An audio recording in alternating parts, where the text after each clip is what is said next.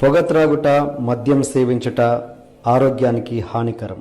హర్షవర్ధన్కి మీకు ఒక చిన్న గ్యాప్ వచ్చింది. అవును, ఎందుకు వచ్చింది? నేను ఇప్పుడు మారలే.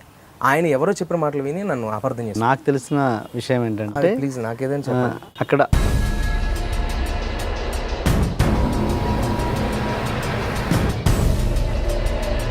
ఆయన లేనప్పుడు ఆయన సెట్లో బయటికి వెళ్ళాక నితిన్ ముందు మీరు నేను ఇప్పుడు అమ్మ తోడు, మదర్ ప్రామిస్ వాడతారు కదండి బేసికల్గా బలంగా చెప్పడానికి. ఇప్పుడు నాకు బలంగా చెప్పాలని ఉంది, కానీ ఆ ప్రామిస్ నేను చేయను. అలాంటి ప్రామిస్లు నాకు అలవాట్లేవు కాబట్టి. బట్ ఒకటైతే మాత్రం చెప్తాను, మనస్సాక్షిగా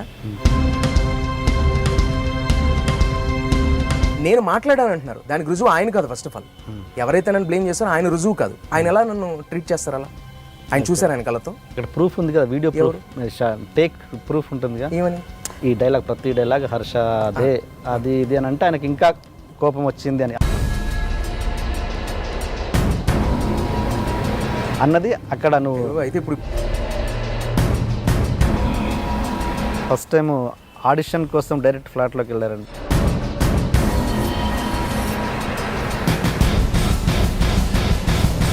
అది అతని యాటిట్యూడ్ ప్రాబ్లం. అలా అనుంటే కొంతమంది చేసిన బ్లేమ్స్కి నేను పట్టించుకోను. దానికి ఆన్సర్ ఇచ్చుకుంటూ వెళ్ళాల్సిన అవసరం కూడా నాకు లేదు.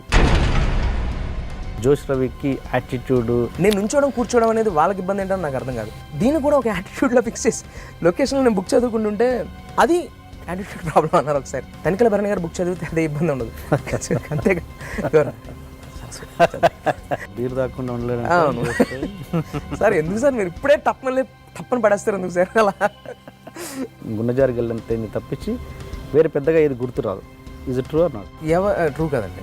మిగతా కమెడియన్స్ లాగా, సపోజ్ వేణు లాగానో, తాగుబోతున్న ఇంకా ఎగ్జాంపుల్స్ మీరు చెప్పండి. ఆర్టిస్టుల పేర్లు చెప్పారు కదా, ఇప్పుడు నేను వేరే సినిమాల పేర్లు చెప్పండి. అంటే తాగుబోతుంటే అలా మొదలైంది గుర్తు వస్తుంటుంది. తాగుబోతు అంతేనండి. జోష్ రవిలో ఉన్న అదర్ యాంగిల్, కామెడీ కాకుండా ఇంకేదన్నా, పరమేశ్వర బాధాభినత పరశురామ సద్గురు ప్రాప్త సశాస్త్ర విద్యాపరాయుడైన రాధేనుకు మిత్రుడనై మానధనుడనై మనుగడ సాగించు నన్ను చూచి ఒక్క ఆడది పరిచారిక పరౌడితే పగులబడి నవ్వుటయా. అంటే ఫ్రాంక్లీ స్పీకింగ్, దీంట్లో జోష్ రవికి మెమరీ విపరీతంగా ఉందని అర్థమైంది తప్పించి ఇన్వాల్వ్ అయి చేయలేదని నేను డైలాగ్ అన్నారని చెప్పేశాను. పర్ఫార్మెన్స్ సైడ్ అయితే కనుక సడన్గా అడిగారు నా దగ్గర, బట్ ఒక చిన్న ఐడియా ఉంది, దాన్ని నేను పర్ఫామ్ చేసి చూపిస్తాను. కళ్ళుండి చూడలేకపోయాను, ఇప్పుడు కళ్ళు వచ్చాక కూడా నేను చూడలేను. మా మదర్ షీ వాస్ హ్యాండిక్యాప్డ్ అండి. చిన్నప్పుడు 5 ఏళ్ళకే మా అమ్మగారికి పోలియో. మా అమ్మగారు నడవలేరు, పూర్తిగా నడవలేరు. 5 ఏళ్ళప్పుడు చిన్నపిల్లాడు. ఎందుకంటే అది ప్రేమ వల్లే. అలాంటి ఆవిడ్ని, మా అమ్మగారిని, అంటే షీఈస్ వెరీ బ్యూటిఫుల్. ప్రతి ఒక్కరు చూసిన వెంటనే మా తల్లి ఎంత అందంగా ఉంటుంది, బంగారు తల్లిలో ఉంది, బాగుంది. ఎందుకు నా జీవితంలో ఒక సక్సెస్ అనే ప్రహరీ కూడా కూలిపోయినాయి.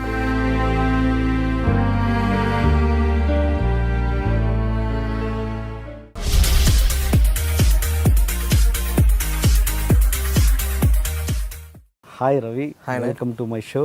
Thank you.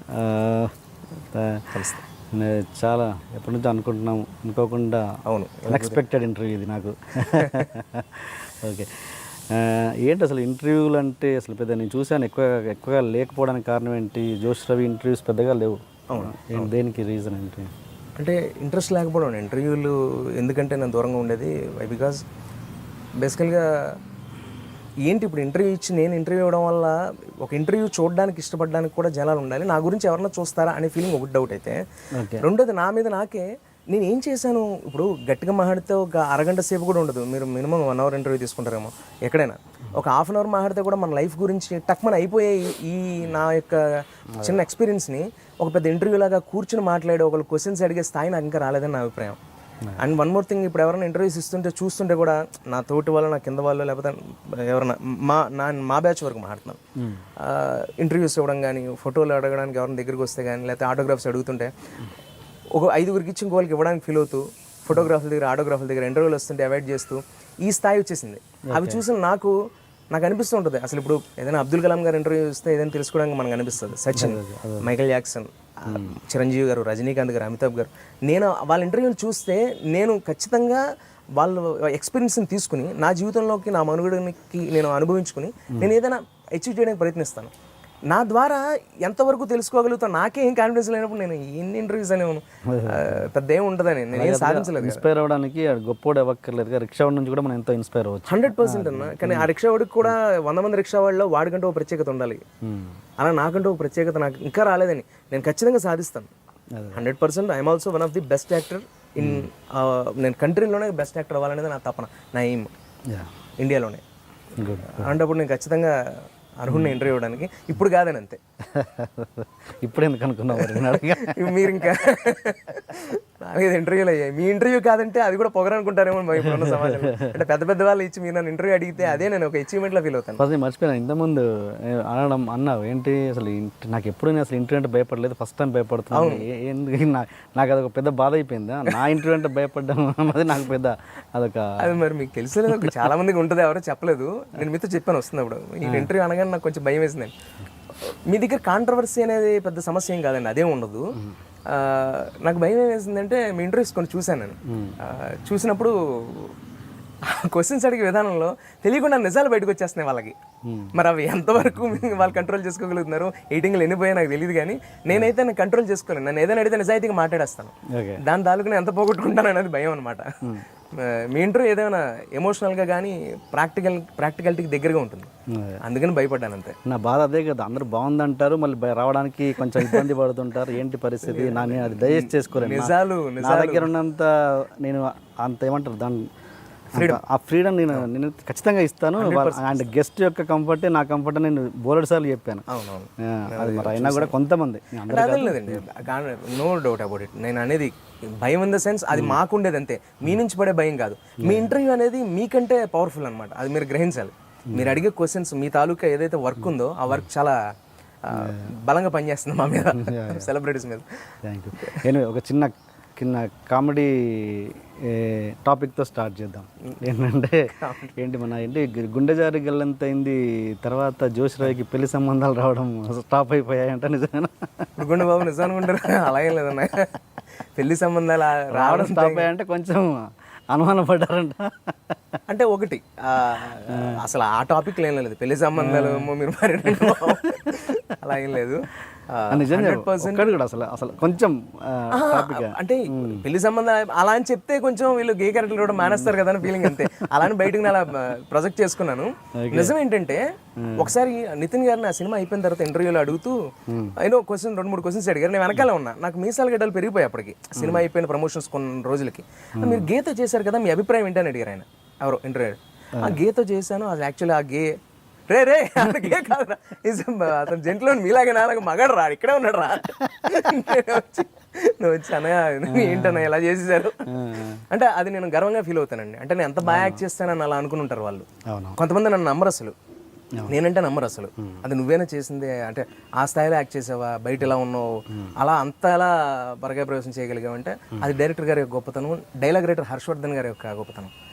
ఆన్ సెట్లో హర్షవర్ధన్ గారు ఉండి ప్రతి ఒక్కరితో, మధునందన్ గారితో కానీ నాతో కానీ ఆయన చేయించుకున్నారు. అందులో కొన్ని డైలాగ్స్ నేను ఏదైనా చెప్తే, అంటే అంత పెద్ద రైటర్ ఆయన, నేను చెప్పే ఎంతవరకు తీసుకోవాలి యాక్చువల్గా అయితే, కానీ నేను చెప్పిన ప్రతి డైలాగ్ అందులో ఆయన పెట్టారు. అంటే నాకేదో చిన్న టాలెంట్ ఉండడం, నేను ఏదైనా చిన్న చెప్తే ఏదైనా బెటర్మెంట్ ఇస్తుంటే తీసుకుని స్క్రిప్ట్లోకి ఇన్సెక్ట్ చేసి దాన్ని మేము హైలైట్ చేసుకున్నాం. ఓకే, ఈ టాపిక్ నేను మధ్యలో ఎక్కడో తీద్దాం అనుకున్నాను కానీ రిలేటెడ్గా ఉంది కాబట్టి ఇక్కడ తీస్తేనే బాగుంటుంది. హర్షవర్ధన్ టాపిక్. హర్షవర్ధన్కి మీకు ఒక చిన్న గ్యాప్ వచ్చింది. అవును, ఎందుకు వచ్చింది? నిజాయితీగా ఇప్పుడు మీరు అడిగారు కదండి క్వశ్చన్, మీరు అడగకపోతే నేను ఆ టాపిక్ మాట్లాడదాం మధ్యలో ఎక్కడైనా అనుకున్నా. అంటే ఇది మీరు మాట్లాడిన టాపిక్ దాన్ని సింక్ అవ్వదని ఆగాను. హర్షవర్ధన్ గారు యాక్చువల్గా ఒక ఆర్టిస్ట్గా, ఒక రైటర్గా నాకు గౌరవం, ఇష్టం తెలుసు అంతే. ఆయనకు కూడా నేను ఒక ఆర్టిస్ట్గా తెలిసేమో అంతే తప్ప వేరే ఏం లేదు. అలా ఉన్న తరుణంలో గుండె జరగాలంత ఎందుకు ఆయన రైటర్, నేను వర్క్ చేసాం, చెప్పాను మీతో, అంత హెల్దీగా జరిగిపోయింది. అయిపోయిన తర్వాత ఒక ఫంక్షన్లో ఆయన నాతో, హర్షవర్ధన్ గారు అన్నయ్య సీరియస్గా మాట్లాడడం జరిగింది ఏదో సమ్ టాపిక్ మీద. నీ గురించి ఒక వ్యక్తి ఇలా అన్నారు, నువ్వు అలా ఉన్నావు, నీ యాటిట్యూడ్ ఇది అన్నట్టుగా మాట్లాడారు. ఆ వ్యక్తి పేరు ఆయన చెప్పలే, నేను అడగలే, ఎందుకంటే నేను తప్పు చేయలేదు. ఆయనకి ఎవరో లేనిపోని కల్పించి చెప్పారు. నేను తప్పు చేయనప్పుడు నేను ఎందుకు డిస్కషన్ పెట్టుకోవాలి? ఫస్ట్ ఆఫ్ ఆల్ నేను ఎప్పుడు ఆ టాపిక్ అయినా ఈ రోజు వరకు నేను హర్షవర్ధన్ గారి మీద అంతే గౌరవంతో ఉన్నాను. నా లైఫ్ టైం నేను అలా అంతే గౌరవంతో ఉంటాను. నేను ఎప్పుడు మారలే. ఆయన ఎవరో చెప్పిన మాటలు విని నన్ను అపార్థం చేసుకున్నారు. అది ఏంటో కూడా నేను అడగలేదు అసలు. ఫస్ట్ ఆఫ్ ఆల్ నాకు ఇప్పటికీ తెలియదు. ఇప్పుడు మీరు మాట్లాడుతున్నారు సార్, 2 గంటల తర్వాత నా మీద కోపడితే నేను ఏమనుకుంటాను మీ గురించి? ఓకే నాకేం తెలియదు, లోపల ఏం జరిగిందో తెలియదు, ఓకే నాకు అసలు ఇప్పటికీ నాకు అర్థం కాదు. అంతే. కానీ ఒక సక్సెస్ వస్తే ఖచ్చితంగా ఇలాంటివి వస్తాయనేది నాకు ఆ రోజు అర్థమైంది. జస్ట్ ఒక 1 month గ్యాప్లో హర్షవర్ధన్ గారు, రైటర్ గారు అలా అన్నావు నాకు. ఆ రోజు చాలా బాధపడి బయటకు వెళ్ళాను. అక్కడ ఒక పెద్ద లిరిసిస్ట్ ఉన్నారు, ఆ సినిమాకి పనిచేసిన లిరిసిస్ట్, నేను పేరు చెప్పలేను. ఆయన కూడా నన్ను దగ్గర తీసుకుని, రవి ఇది కామన్ థింగ్ అది, నువ్వేంటో నాకు తెలుసు. కొంతమంది ఆర్టిస్టులు కూడా అన్నారు. అంటే నేను ఎవరితో చెప్పుకొని, ఎవరితో షేర్ చేసుకోను. హర్షవర్ధన్ గారు అలా రియాక్ట్ అవుతారని నేను అసలు ఎక్స్పెక్ట్ చేయలేదు. ఆయన కూడా తప్పు కాదు, ఎవరో పర్టికులర్గా బ్లేమ్ చేయడం కోసం రియాక్ట్ అంటే ఎలా అయ్యారు? రియాక్ట్ అవ్వండి, సీరియస్గా రియాక్ట్ అయ్యారు. అంటే ఏంటి, ఎవరు పార్టీ అదొక ఫంక్షన్లో రియాక్ట్ అవుతూ మాట్లాడుతుంటే ఆయన అంత ముందున్నంత లేరు, ముభావంగా ఉన్నారు. నాకు కొంచెం బాధ అనిపించింది. రెండోసారి ఏదో సిచ్యువేషన్లో అదేదో ఆయన ఏదో పర్సనల్ మూడ్లో ఉన్నారేమో, రెండోసారి మాట్లాడడానికి ట్రై చేసినప్పుడు ఆయన ఎక్స్ప్రెషన్ కొంచెం సీరియస్గా అనిపించింది. అంటే ఏమి ఆయన ఏమి నన్ను ఏమి పెద్దగా అన్నం ఏం లేదు. కొన్ని రోజులు మీరు ఇద్దరు మాట్లాడుకోలేదంటే నేను మాట్లాడకపోతే ఆయనకి ఏంటంటే నేనే బాధపడాలి, ఆయనకి ఏం ఉండదు. బట్ నేనైతే మాత్రం అసలు ఎప్పుడు. కానీ అంటే నాకు తెలిసిన విషయం ఏంటంటే, ప్లీజ్ నాకేదైనా చెప్పండి. ఏంటంటే అక్కడ ఆ సీన్ ఏదైతే ట్రాక్ ఉందో గుండెజారి గల్లెంతలో, అది 80% హర్షవర్ధన్కి హర్షకి నచ్చలేదు, అతను నచ్చని ట్రాక్ అది. బట్ మీరు ఏదో చేయమంటే అది ఆ ట్రాక్ ఏదో ఏమంటారు గే ట్రాక్ మీరు చేశారు. చేస్తే ఇది ఇంత హార్ష్గా ఉండక్కర్లేదు, ఇంత ఇబ్బందిగా ఉండక్కర్లేదు, ట్రాక్ కొంచెం ఇది చేసి చేయొచ్చు అని హర్ష అన్నారంట. మీరు ఆయన లేనప్పుడు, ఆయన సెట్లో బయటికి వెళ్ళాక నితిన్ ముందు మీరు ఆయన ఏదో సిగరెట్కో టీకో బయటికి వెళ్ళినప్పుడు మీరు యాడ్ చేసి అది ఏదైతే వద్దనుకున్నామో అదే చేశారు అన్నది నాకు తెలిసింది. అక్కడ హర్ష నాకు అసలు ఇదేం తెలియదండి. ఇప్పుడు మీరు ఏం చెప్తున్నారు, హర్ష వద్దు అని, అసలు ఈ ట్రాకే వద్దు, బట్ నితిన్ కోరిక మీద ఆ ట్రాక్ పెట్టారు. ఓకే, అంతవరకు మీరు యాజ్ ఆర్టిస్ట్గా నేను ఎంతవరకు అనేది మీకు తెలుసు కదా. నేను వద్దంటే, నేను అవునంటే పెట్టే స్థాయి నాదైతే కాదు. నేను అసలు అలా దాటి మాట్లాడే మనస్తత్వం నాదైతే కాదు. ఎంతోమందికి తెలిసి ఇండస్ట్రీ స్క్రిప్ట్ గురించి అసలు ఎప్పుడూ మాట్లాడలేదండి. స్క్రిప్ట్ గురించి నేను అసలు ఇన్వాల్వ్ అవ్వను. ఎందుకంటే అప్పటికి నాకు గుండె జరగలంత అయిందే, నాకు బ్రేక్ అయినప్పుడు అది గుండె జరగలంత అయిందే ఆ సినిమా కదా. నేను అప్పుడు ఏం మాట్లాడతాను, నాకు అసలు అర్హత ఉండాలి కదా, ఏదైనా సాధిస్తే మాట్లాడచ్చు. నాకు ఏంటంటే ట్రాక్లో ఏదో సమ్ పర్టికులర్ డైలాగ్స్, సమ్ కిందికి చూడడము, కొంచెం ఇబ్బందికరమైన డైలాగ్స్ ఉంటాయి కదా, అవి వద్దన్నారు అని నితిన్ మీరు మళ్ళీ మాట్లాడుకోవడం, నితిన్ చెప్పడం వల్ల మీరు చేశారు. తర్వాత దాన్ని సెట్ బయటికి వెళ్ళే లోపు ఈ లోపు యాడ్ చేసి మొత్తానికి ఆ సీన్ ఫినిష్ చేశారు అన్నది. నేను ఇప్పుడు అమ్మ తోడు, మదర్ ప్రామిస్ వాడతారు కదండి బేసికల్గా బలంగా చెప్పడానికి. ఇప్పుడు నాకు బలంగా చెప్పాలని ఉంది, కానీ ఆ ప్రామిస్ నేను చేయను. అలాంటి ప్రామిస్లు నాకు అలవాట్లేవు కాబట్టి. బట్ ఒకటైతే మాత్రం చెప్తాను, మనస్సాక్షిగా అసలు ఆయన ఆయన మనసులో అలాంటి ఫీలింగ్ ఉందని, కానీ అవన్నీ ఆయన రాసినవి అనుకుంటున్నాను ఇప్పటికి కూడా. నేను ఆయన చెప్తే నేను చేశానని నా ఫీలింగ్. దీనికి ముందు ఇంటర్వ్యూస్లో కూడా ప్రతిదీ ఆయన యొక్క ఇదే అని చెప్పాను. కాకపోతే కొన్నిటికి ఇలా చూసి అలా నేను చెప్పాను అనడం అలాంటివి నేను అన్నాను కదా. నేను కొన్ని ఏవో చెప్తే అవి బాగున్నాయని చెప్పని పెట్టి అలా చేశారు తప్ప. ఆయన పాపం హర్ష గారు, రైటర్ గారు కూడా, హర్షవర్ధన్ గారు కూడా, నేను ఏదైనా ఐడియా ఇస్తే రవి చెప్పింది బాగుంది, మనోభావాలు దెబ్బతింటున్నాయని నేనని. అప్పట్లో మనోభావాలు స్టార్ట్ అవ్వడం అదే ఫస్ట్. ఏదైనా సినిమాలు ఏదైనా వస్తే మనోభావాలు దెబ్బతినేసాం అందరికీ. అందుకని నేను ఆ మాట యాడ్ చేశాను. అలాంటివన్నీ పెట్టి అలాంటి ఒక చిన్న 2 words మళ్ళీ నేనేదో రాసి ఇంటర్వ్యూ ద్వారా నేనేదో రాసినట్టు అనకూడదు. ఆ మొత్తం అంతా సార్ చెప్పిందే. ఆయన చెప్పిన దాంట్లో ఆయన వద్దన్నది నాకు తెలీదు, నేను దాన్ని అవునడం పచ్చి అబద్ధం. అది ఆయన లేని ఆప్షన్స్. ఇప్పుడు ఇంకా దారుణం ఏంటంటే ఇంకా క్లియర్గా చెప్పగలను. ఆయన సిగరెట్ తాగడానికి బయటకు వెళ్ళారు ఏదో అంటున్నారు మీరు, ఎందుకు వెళ్ళారు, బయటకు వెళ్ళారు షార్ట్ గ్యాప్లో వెళ్ళినప్పుడు నేను మాట్లాడాను అంటున్నారు. దానికి రుజువు ఆయన కాదు. ఫస్ట్ ఆఫ్ ఆల్ ఎవరైతే నన్ను బ్లేమ్ చేస్తారో ఆయన రుజువు కాదు. ఆయన ఎలా నన్ను ట్రీట్ చేస్తారు, అలా ఆయన చూశారు ఆయన కళ్ళతో. ఓకే, అంతే నమ్మకంతో నేను కూడా చెప్తాను. మీ గురించి ఎవరైనా అన్నారండి హర్ష అన్నయ్య పలానా హీరో గారి దగ్గర అని, ఆయన నమ్మేస్తారా? నేను నమ్మేస్తానా? అంటే అక్కడ ప్రూఫ్ ఉంది కదా, వీడియో టేక్ ప్రూఫ్ ఉంటుంది కదా. ఏమని అంటే అది ఆయన చెప్పని అసలు నాకు అది ఏంటో కూడా తెలియదు అంటున్నాను కదా. ఫస్ట్ ఆయన ఏం వద్దన్నారో తెలియదు, ఏం మాట్లాడుకున్నారు వీళ్ళేం నాకేం తెలియదండి. నా దగ్గరకు వచ్చిన డైలాగ్ నేను ఇది బాగుంటుంది సార్ అని ఉండొచ్చు, కానీ అది హర్ష గారు నొప్పించే విధంగా ఉంటుందని నాకైతే తెలియదండి. అది నాకు తెలియదు. ఇవాళ నాకు హ్యాపీ ఏంటంటే ఫస్ట్ ఆఫ్ ఆల్ నాకు హర్ష గారికి మధ్య వచ్చిన గ్యాప్ అంటే మీ ద్వారా తెలుసుకోగలిగాను. నాకైతే తెలియదు. ఇది పచ్చి అబద్ధం, తీసి అవతల పడేసి అబద్ధం అనమాట. దీనికి ఎక్స్టెన్షన్ కూడా చెప్తాను నేను. అంటే ఇది ఇంకా మీకు గుర్తుండి పోతుంది ఖచ్చితంగా అనడానికి ఇంకో ఎక్స్టెన్షన్ ఏంటంటే సక్సెస్ మీట్, గుండెజారి గల్లంతైన సక్సెస్ మీట్లో మీరు ఆయన హర్షవర్ధన్ ముందు కూర్చున్నారు సీట్లో, మీరు మైక్ పెట్టుకొని మాట్లాడుతున్నారంట. అతను కూడా స్టేజ్ మీద ఉన్నాడేమో నాకు తెలియదు. మాట్లాడుతున్నారు ఏమని, ఈ డైలాగ్ ప్రతి డైలాగ్ హర్ష అదే అది ఇది అని అంటే ఆయనకి ఇంకా కోపం వచ్చింది అని. అసలు నేను వద్దన్న ట్రాక్ని చెప్పి నాది అని చెప్తున్నాడు ఏంటి నా అన్నది అక్కడ. నువ్వు అయితే ఇప్పుడు నేను మీ ఇంటర్వ్యూలో కూడా ఆయన రైటర్ కాబట్టి ఆయనదేనే అంటాం కదా సార్. అంటే అది నేను కాదు అని చెప్పా, నాది కాదు అని చెప్పిందని నాది అని. నేను హర్ష ప్రతి డైలాగ్ హర్ష అది చెప్పడం వల్లే చేశాను, ఇంకా నాకు కోపం వచ్చింది.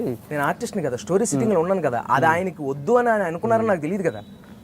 నేను ఆర్టిస్ట్ని. ఈ మాట అన్నారా? నాతో ఆయన ఏం చెప్పలేదు, ఇవేం చెప్పలేదు. నాతో ఆయన ఏం చెప్పకుండా ఒక పెద్ద వ్యక్తి నువ్వు అన్న మాట బాగాలేదని చెప్పారు, అదే నీ గురించి నాకు తెలిసింది, ఒక పెద్ద వ్యక్తి ఒకలా చెప్పారు నా గురించి, నీ గురించి అది కరెక్ట్ కాదు రవి అని చెప్పని అన్నారు. నేను ఫస్ట్ ఎదుటి వాళ్ళు ఎవరైనా చెప్తే పూర్తిగా విని అవునండి అంటాను అంతే. నేను తప్పు కాదు నేను తెలుసుకుంటాను ఫస్ట్. నేను తప్పు అయితే అక్కడ ఫస్ట్ ఆఫ్ ఆల్ నేను రియాక్ట్ అవుతాను, సరెండర్ అయిపోతాను ఎప్పుడైనా సరే. నేను తప్పు చేయలేదండి, నేను తప్పు చేయలేదు, ఇదైతే నాది కాదు, ఇదే కనుక నా తప్పు అయితే ఇక్కడ చెప్తాను. ఇప్పుడు నాకేం పోతుంది దాంట్లో?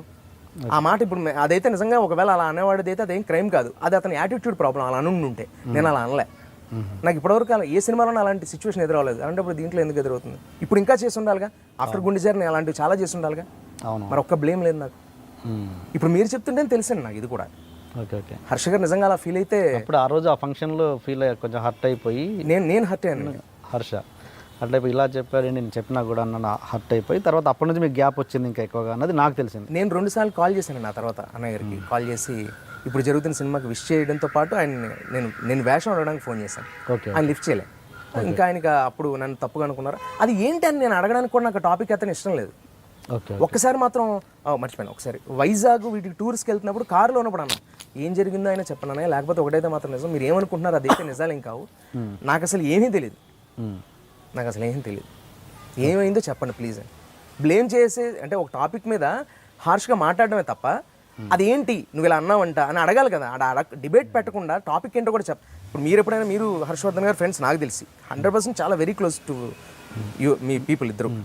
మీరు పర్సనల్ అడగండి, రవికి మ్యాటర్ అయితే చెప్పారా అని అడగండి ఒక్క మాట. నేను నిలబెట్టి ఎవరైతే ఉన్నారో వాళ్ళందరి ముందు మాట్లాడతాను. ఈవెన్ హీరో గారు అంటున్నారు కదా, అక్కడ ఉన్న ఆయనతో కూడా కలిసి మాట్లాడతాను. నేను అన్నానండి అలా అని.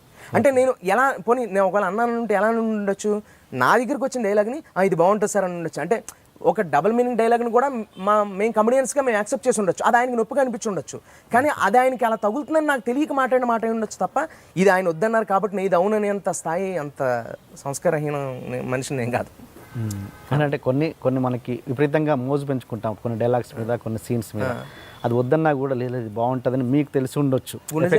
మొత్తం ఒక్కరోజు షూటింగ్ అండి. యాక్చువల్గా ఒక సీనే ఫిల్మ్ ఛాంబర్ ఎదురుగా క్విజినోస్ హబ్లో షూటింగ్ జరిగింది. ఒక్కరోజు షూటింగ్ ఒక పోట్లో అయిపోయింది లిటరల్గా అయితే. అది నా కెరియర్ మార్చింది. 40 రోజులు 30 రోజులు సినిమా మార్చిపోయినా మీకు తెలుసు, ప్రపంచానికి తెలుసు. అది అయిపోయిన తర్వాత ఇంకా అక్కడతో అయిపోయింది. అక్కడ వాష్రూమ్ పర్మిషన్ ఇవ్వలేదు. ఇంకొక అదే సీన్లో కంటిన్యూటీ సీన్ ఉంది, మీరు చూస్తే ఫస్ట్ హాఫ్లో ఉన్న సీనే. అది కంటిన్యూ లేకపోతే ఐనాక్స్ జీవీ కమాల్లో చేసాం అదే రోజు. అయిపోయింది అక్కడతో.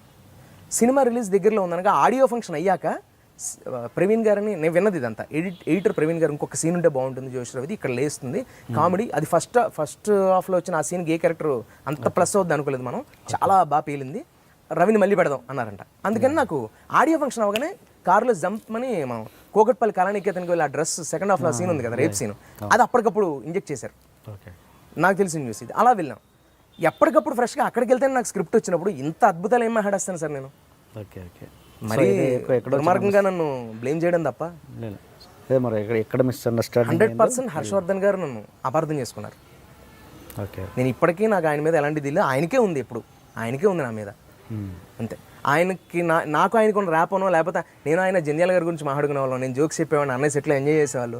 పర్సనల్గా ఆయన అమృతం సీరియల్ అంటే నాకు చాలా ఇష్టం. ఆయన రాసిన ఎన్నో సినిమాలు, అనగనగా ఒక రోజు కానీ లేకపోతే అంటే అయితే కానీ ఆ సినిమాకి ఆయన వర్క్ చేశారు చాలా సినిమాలకి. ఆయన రైటింగ్ అంటే నాకు చాలా గౌరవం.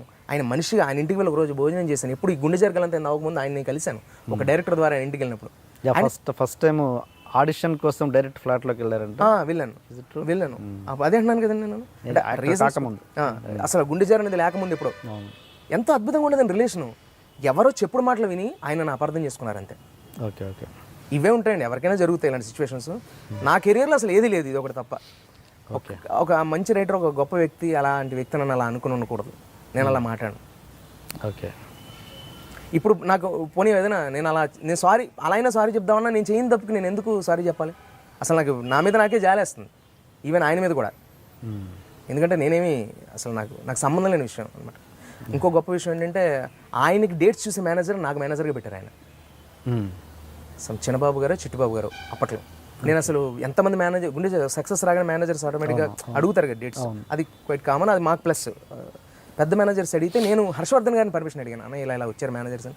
వద్దు, నా మేనేజర్ ఆయన ఉన్నారు, ఆయన పెట్టుకో, నీకు బాగుంటుంది భవిష్యత్తు అని చెప్పి అన్నయ్య చెప్తే అన్నయ్య సరే అని చెప్పి ఆయన ద్వారా నేను ఆయన మేనేజర్ గారిని పెట్టుకున్నాను. బాగానే ఉంది. ఒక 2 రోజులు వెళ్ళాక ఈయనకి వచ్చిన ఈ క్లాష్ ద్వారా నాకు ఆ మేనేజర్ అంటే ఇంకా ఆయన లేనప్పుడు ఇంకా ఆయన సెట్ అవ్వదుగా, అలా ఇదైపోయింది. Okay okay okay. మీరు ఒక గంట తర్వాత నాతో సీరియస్గా మాట్లాడితే నాకు ఎలా ఉంటుంది నా బ్రెయిన్కి, అలా హర్షవర్ధన్ గారితో నాకు ఓకే ఓకే విడిపోయింది అంతే. ఓకే. నేను చాలా దగ్గర విన్నాను, అంటే ప్రతి ఇంటర్వ్యూలో ఇది క్లారిఫికేషన్ ఇస్తున్నావు, అయినా కూడా ఏంటి మన జోష్ రవికి యాటిట్యూడ్, బాడీ లాంగ్వేజ్ తేడా ఉంటుంది అని అంటే అదొకటే తేడా ఎవరికి చెప్పుకోను అన్నది ప్రతిసారి విన్నాను నేను ఇంటర్వ్యూస్లలో. బట్ అయినా కూడా అంటే ఏంటండి మీరైనా మీకేం అర్థమైంది అది చెప్పండి. అంటే నేనంటే ఓకే నువ్వు అన్న ఆ లాజిక్ నాకు అర్థమైంది. ఓకే నేను ఇలా కాలు మీద కాలు వేసుకొని కూర్చుంటాను, నేను మాట్లాడతాను ఇది అన్నది ఓకే, అది నాకు సంబంధించిన ఇష్యూ. దాన్ని పట్టుకొని నా పూర్వం ఏంటో తెలియదు కదా వీళ్ళందరికీ, ఇండస్ట్రీ వచ్చిన తర్వాత కదా నేనేంటో పరిచయం అయింది వీళ్ళందరికీ, నా పూర్వం గతం ఏంటో తెలియదు కదా వీళ్ళకన్నా ఒక ఇంటర్వ్యూలో ఇక్కడ ఆన్సర్ చేసావు కరెక్ట్. అది నా ఊరు వచ్చి వాళ్ళు చూడలే కదా, అది ఓకే, అది రైట్. ఐఎమ్ ఆల్రెడీ ఎవరి వ్యక్తి పర్సనల్గా అతను డిజైన్ అయి ఉంటాడండి, ఇలా ఉండాలని ఎవరు రారు. అలా ఉన్న వాళ్ళు ఏదో అయితే వారిని వర్మ గారు వాళ్ళు అలా ఉన్న కూడా గొప్ప వాళ్ళు అంటారు. సక్సెస్ అనేది ఇదైతే ఈవెన్ నేను సక్సెస్ఫుల్గా నాకున్నంతలో చిన్న స్థానంలో ఉన్నా ఏంటంటేనండి ఎదుటి వాళ్ళకి ఏంటంటే గౌరవం ఇవ్వాలి, తీసుకోవాలనే ఫీలింగ్ ఉన్నప్పుడు మనకి కూడా ఇవ్వాలనిపించాలి. అలా మనకి అనిపించలేదు అనుకోండి, వాళ్ళకి ఏంటి ఇతనికి బలుపు పొగరు అలా అనిపించచ్చు. నేను నుంచోవడం కూర్చోవడం అనేది వాళ్ళకి ఇబ్బంది ఏంటని నాకు అర్థం కాదు. నేను టైంకి 6కి షూటింగ్ అంటే 6కి వచ్చానా, ప్యాకప్ అయ్యాక 6కి వెళ్ళిపోయినా లేదా, నువ్వు ఇచ్చిన డైలాగ్ చెప్పేసి పర్ఫెక్ట్గా చేసుకోవాలి లేదా అనేది ఇంపార్టెంట్. నాకు అలాంటి యాటిట్యూడ్ ప్రాబ్లం కూడా సెట్స్లో నాకేం ఇబ్బంది రాలేదు, నాకు షూటింగ్స్లో ఇబ్బంది రాలేదు, హ్యాపీగా ఉన్నాను నేను. నాకు సినిమా ద్వారా సినిమా ఉంటూనే ఉంది, మీకు తెలుసు, నేను బిజీగానే ఉన్నాను. దేనికి నాకు అలాంటివి డైరెక్టర్స్ దగ్గర లేదు, అలాంటివి ప్రొడ్యూసర్స్ దగ్గర లేదు. కానీ అక్కడక్కడ వింటున్నాను, అంటే ఇదే పాయింట్ వింటున్నాను, ఎందుకు అట్లా వస్తుంది అదేంటో మరి మీరే నాకు చెప్పాలి. నేను నవ్వుకుంటాను చాలా, నేను చాలా గౌరవంగా ఉంటాను మీ పట్ల. నేను మీ పట్ల ఎప్పుడైనా అగౌరవంగా ప్రవర్తించాను అంటే ఐ మీన్ యాటిట్యూడ్ ప్రాబ్లంతో బిహేవ్ చేశానండి. ఇప్పటి వరకు జోష్ రవి క్యారెక్టర్ ఏది అంటే ఒక గుండెజారి గల్లంతైంది తప్పించి వేరే పెద్దగా ఏది గుర్తురాదు. Is it true or not? True కదండి. ఎట్లా ఇంకేం నాకు జోష్ రవి జోష్ ఇమేజ్ ఉంది. నాకు ఎవరైనా కనబడతారు, రణరాజరంలో బాగా చేస్తారు, పటాసులో బాగా చేస్తారు, ఈవెన్ జబర్దస్త్ లేవు చెప్తారు, టీవీ వదిలేను అదే అంట. ఈవెన్ ఎంఈకే టాపిక్ చెప్తారు, అది వదిలేసేయండి. సినిమాల టాపిక్లో నాకు పటాస్ గురించి మాట్లాడే వాళ్ళు ఉన్నారు. నేను చేసిన సినిమాల్లో ఈవెన్ నేను చేసిన జోష్ అనే సినిమా పెద్దగా ఆడలేదు, అది మీకు తెలుసు. జోష్ ఏమి కొంతమంది పేర్లు ఉంటాయి కదా, ఇప్పుడు చిత్రసేన గారు, సత్యనారాయణ గారు, బ్లాక్ బస్టర్ హిట్స్ ఆ పేరుతో ఉండి వాళ్ళు సక్సెస్ అయ్యారు. ఒక సినిమా ఆడకపోయినా ఆ సినిమా పేరుతో నేను సక్సెస్ అయ్యాను. ఆడకపోయినంటే అది గొప్ప సినిమా. అప్పుడున్న ఆ సినిమా రిలీజ్ అయినప్పుడు వైఎస్ఆర్ గారు చనిపోయారు ఆ సినిమా రిలీజ్ రోజే. దాని ద్వారా కొంత ఇది అవ్వడం అది తప్ప మాకు ఆ సినిమా చాలా మంచి సినిమా. అది జోష్ అనే సినిమా గొప్ప కథాబలం ఉన్న సినిమా, అది ఇదైందంతే. నాకు ఆ సినిమాలో మరి ప్రత్యేకమైన పేరు నాకు కూర్చుండకూడదుగా. నేను ప్రతి ఇంటికి వెళ్ళి నా పేరు జోష్ రావు అని పిలవండి నన్ను అడగలేగా. ఒక ఆర్టిస్ట్గానే నన్ను గౌరవించే కదా పబ్లిక్ ఇచ్చిన ఏమి. ఫ్లాప్ సినిమా పేరు నేనైతే పెట్టుకునిగా, అందరూ నా దగ్గరికి వచ్చి అడుగుతుంటారు. ఒకసారి అయితే నాకు మనం సెట్లో నాగార్జున గారు అన్నమాట ఇప్పటికైనా జోష్ అన్నప్పుడల్లా నాకు ఫస్ట్ సినిమా అది గుర్తొస్తుంటుంది. నువ్వు చూసినప్పుడల్లా ఆ సినిమా గుర్తొస్తుంది ఉంటుందయా, అందరూ హిట్ సినిమా ఇది అని చెప్పని అనుకుంటారు. నువ్వు హిట్ అయ్యావు అంటే నేను చెప్పుకోవడానికి ఒక ట్రెండ్ క్యారెక్టర్స్ తప్పించి టీవీది వదిలేసిండి, ఒక ట్రెండ్ తప్పించి పెద్దగా ఇప్పుడు మిగతా కమెడియన్స్ లాగా సపోజ్ వేణు లాగానో తాగుబోతు రమేష్ లో ఇంకా ఎగ్జాంపుల్స్ మీరు చెప్పండి. ఆర్టిస్టుల పేర్లు చెప్పారు కదా, ఇప్పుడు వేణు తాగు వేరే సినిమాల పేర్లు చెప్పండి.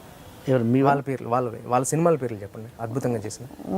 అంటే సపోజ్ వెనల్ కిషోర్ అంటే ప్రతి ఆల్మోస్ట్ వెనల్ కిషోర్ గారి గురించి మా స్థాయిలో ఉన్న వాళ్ళ గురించి ఓకే. అంటే తాగుబోతుంటే అలా మొదలైంది గుర్తొస్తుంటుంది, తాగుబోతు అంతేనండి. ఇంకేది గుర్తురాదు ఎవరికైనా. ఒకసారి బ్రేక్ వచ్చిన తర్వాత నేను గుండె జరగలంతే. ఇప్పుడు మీకు అన్నగారు నేను మీకు క్లియర్గా చెప్తాను. ఓకే, తాగుబోతు రమేష్ గారు తాగుబోతు క్యారెక్టర్స్ చేశారు. ఆయన ఏదైతే ఎమోషన్ చేస్తారో అదే పేరు వచ్చింది తాగుబోతు రమేష్ గారు. అంటే నాకు ఆయన వెరీ క్లోజ్ టు ఫ్రెండ్. నేను గారు ఎందుకంటే నాకు వయసులో నాకంటే పెద్ద ఆయన. ఈవెన్ వేణు కానీ ధనరాజు కానీ నాకంటే సీనియర్సే కదా రమేష్ కానీ. కాబట్టి నేనేమంటానంటే తాగుబోతు రమేష్ గారు అనే వ్యక్తి తాగుబోతు అనే క్యారెక్టర్తో చేశారు. తాగుబోతులు ఎన్నొచ్చినా చేశారు. నేను గే క్యారెక్టర్ చేశాను. ఒక్క సినిమాకి పెళ్ళయిందని అడుగుతున్నారు పేరు. అలా చేసుకుంటూ పోతే నిజంగానే అది అనుకుని నాకు ఏది పిల్లని కూడా ఎవరు అది నిజం అంటే మీరు అన్నట్టు అనుకుంటే ఓకేనా. అది యాక్టింగ్ అని చాలా మంది తెలుసు, ఇది జోక్ అంతే. బట్ మీరన్నా నేను అడిగినా అది వేరే విషయం. ఎందుకంటే నేను దాని ముందు చాలా చేశాను కాబట్టి అందరికీ తెలుసు నేనేంటో. బట్ అది హెల్దీ కాదు అస్తమానం చేసుకుంటూ పోవడం. నేను ఆర్టిస్ట్గా రకరకాల క్యారెక్టర్స్ చేయాలనుకున్నాను. ఒకే క్యారెక్టర్ అస్తమానం చేస్తే ఏదో రోజు మొనాటిని వచ్చేస్తుంది. ప్రతిసారి క్లాప్స్ కొట్టేవాడు థియేటర్లో, నేను రాగానే విజిల్స్ చేస్తూ. ఇంకో 10వ సినిమా 11వ సినిమా కూడా నేను గే క్యారెక్టర్ చేస్తుంటే అతను క్లాప్స్ కొట్టాడు, ఇదేదో చేస్తున్నారని చల్లారిపోతాడు. ఆటోమేటిక్గా చేసే నాకు ఇంట్రెస్ట్ ఉండదు. ఏదో రోజు రాసే రైటర్స్ కూడా గే క్యారెక్టర్ లేదుగా ఎందుకు రవి అని చెప్పని మామూలు క్యారెక్టర్స్ రాయరు. ఇంకా అందుకని నేను 29 ఫిల్మ్స్ వదులుకున్నాను. నేను 1-2 ఇంటర్వ్యూస్లో చెప్పాను. అండ్ ఆ సినిమాల పేర్లు కూడా చెప్పగలను. ఈవెన్ పెద్ద పెద్ద సినిమాలు కూడా మొన్నటి వరకు కూడా, ఈవెన్ మొన్న సునీల్ గారి సినిమా ఉంగరాల రాంబాబు కూడా, అందులో కూడా ఫైనల్ సినిమా చెప్తాను. అంటే అది ఫైనల్. ఓకే. ఎందుకు వదులుకున్నానంటే నాకేమి అవకాశాన్ని వదులుకోవడం ఇష్టంగా, గే క్యారెక్టర్స్ చేయకూడదని. మరి అప్పుడు 29 ఫిల్మ్స్లో నేను చేస్తుంటే నాకు తాగుబోతు రమేష్ గారిలో తాగుబోతు సినిమాలు ఎన్ని హిట్లు పడ్డాయో, గేగా నేను అద్భుతాలు. నా తర్వాత ఎవరైనా అంటున్నారు ఇండస్ట్రీలో, లేకపోతే నన్ను పిలవరుగా ఫస్ట్ గే అనగానే జోషిరావు అని. నేను చేయట్లేదండి. మరి నేను వదులుకున్నప్పుడు ఎలా వస్తుంది సక్సెస్ అనేది? నేను ఇంకోటి ఏదైనా చేయాలని, I'm not a comedian sir. నేను కామెడీ చేయాలని నేను రాలని, నా బలం అది కాదు. కాబట్టి మరి నేను మార్పు, నా కెరియర్ పరంగా నేను రకరకాల క్యారెక్టర్స్ చేయాలని మార్పు తీసుకొచ్చుకోవాలనుకుంటున్నాను. కాబట్టి వచ్చిన చిన్న బ్రేక్ అంతే. ఓకే, లింక్ ఇక్కడే వచ్చింది కాబట్టి ఇక్కడే చేసేద్దాం. అది జోష్ రవిలో ఉన్న అదర్ యాంగిల్, కామెడీ కాకుండా ఇంకేదన్నా ప్రేక్షకుల కోసం, ఇండస్ట్రీ వాళ్ళ కోసం చూపించే అదర్ యాంగిల్ అంటే, అదర్ యాంగిల్ మీన్స్ వేరే క్రాఫ్ట్ అంటారా? వేరే పర్ఫార్మెన్స్ ఇన్ ద సెన్స్ బేసికల్గా జోష్ రావు అనగానే గుర్తొచ్చేది అసలు మంచి ఆర్టిస్ట్, తనేదో వచ్చిన ప్రతి క్యారెక్టర్ న్యాయం చేస్తారని పేరు సంపాదించుకోగలిగాను. అది కాకుండా నాకు ఇన్స్పిరేషన్ కాబట్టి ఇమిటేట్ చేశాను చిరంజీవి రజనీకాంత్ గారిని. ఇవన్నీ కూడా కాదు, నేను సినిమాలు ఎప్పుడు ఇమిటేట్ చేయలేదు. టీవీ రీల్స్ మీద చేశాను. ఇంకా ఫైనల్గా గే క్యారెక్టర్ ఏదో ఒక అద్భుతం చేశాను, మళ్ళీ అవి రిపీట్ చేయట్లేదు. యాజ్ ఆర్టిస్ట్గా రకరకాలుగా నాకున్నంతలో ప్రయత్నించాను. ఒక పెర్ఫార్మెన్స్ ఇప్పుడు మామూలుగా చేసి చూపిస్తాను నేను అనుకుంటున్నా ఒకటి. అది ఏంటంటే ఒక పౌరాణిక డైలాగ్ బేసికల్గా. అది నేను ఇమిటేషన్ రూపంలో చెప్పాను, కానీ ఒక యాక్టర్గా, యాజ్ ఆర్టిస్ట్గా జోష్ రావు ఆర్టిస్ట్ అయితే ఎలా చెప్తాడని దాని మీద ఒకసారి చేసి చూపిస్తాను.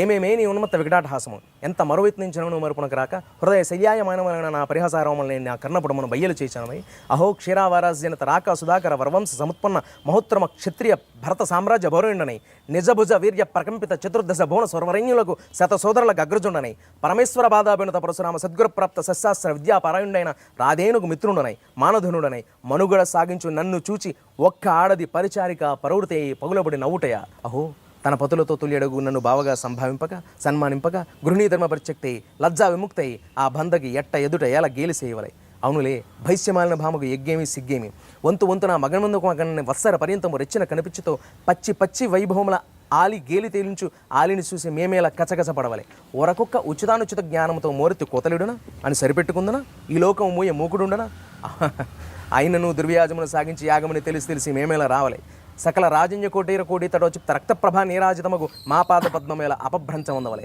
ఏత సమయమునికి ఆ పరిచారిక పర్వతైన పాతకి పాంచాలి ఎలా రావలే, వీక్షించవలే, పరిహసించవలే, హా థిక్ ఆ హతవిధి, ఆ జన్మశత్రువులే అవమానించు అరుదించిన మమ్ము అవమాన బడబాన జ్ఞానజ్వాలడు దగ్ధమనర్చుచున్నావు మామ, విముఖుని సుముఖుని చేయుటకు మమ్మల్ని ఇచ్చేయుటకు విశేషించిన విభాధిక్యములు ఏమైనవు మామ, పాంచాలి కృతమానసురుడై మానాభిమాన వర్జితుడనై మర్యాదాతిక్రమంగా మనుటయా పరిహసా పాత్రమోపలేక ఈ మరణించుటయా, ఇప్పుడు ఏది కర్తవ్యం? అంటే ఫ్రాంక్లీ స్పీకింగ్ దీంట్లో జోష్ రవికి మెమరీ విపరీతంగా ఉందని అర్థమైంది తప్పించి ఇన్వాల్వ్ అయి చేయలేదని నేను బాడీ లాంగ్వేజ్ అనేది ఒకటి ఉంటుంది, అదే కూర్చొని ఉంటే రావడం వేరు. బట్ అది కనబడుతుంది. బట్ ఎమోషన్, పర్ఫార్మెన్స్ కానీ కాన్ఫిడెన్స్ కానీ నాకు కనబడలేదు. అది నేను సినిమా కెమెరా ముందు ఇంటర్వ్యూ కెమెరాలో నటించడం అంటే నుంచి ఆ యాక్షన్ అది వేరే ఉంటుందా సార్? ఆ ఊళ్ళో తప్ప నేను అలా డిఫరెంట్ చేశాను. నేను ఎందుకు ఈ మాట అన్నానంటే కోటీశ్వరుడులో చిరంజీవి గారి ముందు మీరు చేసిన పర్ఫార్మెన్స్ నాకు ఇప్పుడు వచ్చే ముందు చూశాను. నేను అంతకుముందు చూడలేదు. నేను నిజంగా ఏడ్చాను. నేను నమ్ముతారా? నా కళ్ళలో నీళ్ళు వచ్చాయి ఏది అది చూసినప్పుడు. Thank you. అది చాలా కష్టం అలా అన్నది. మరి ఎందుకు అంతైనా ఇంకేదో గొప్పగా చేస్తాడు జోష్ రవి ఎక్స్పెక్ట్ చేశాను నేను, అందుకోసం అంటున్నాను. అంటే అది చూసి ఇప్పుడు ఇక్కడ అంటున్నారా? అలాంటి పర్ఫార్మెన్స్ ఏదో ఎక్స్పెక్ట్ చేశాను. అంటే ఇంటర్వ్యూకి యాక్టింగ్ చేయడం ప్రిపేర్ అవ్వలేదా నేను నిజంగా?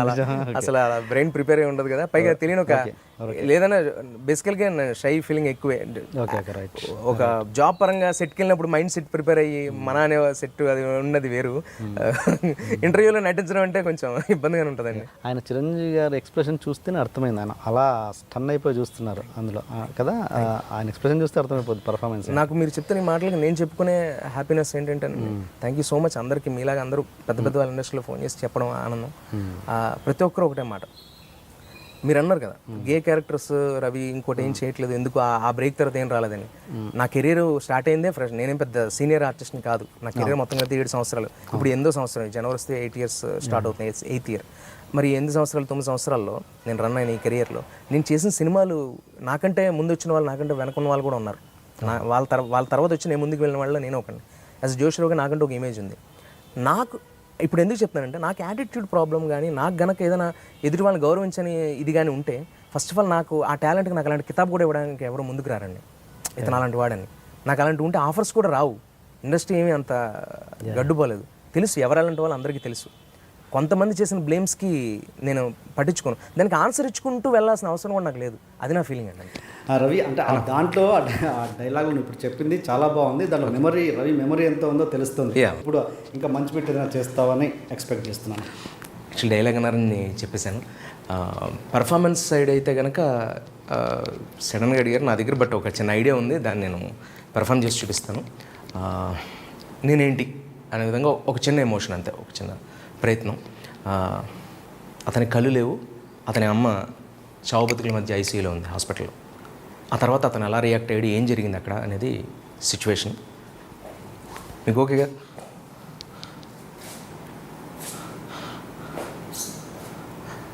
రాజా రాజా ఎరా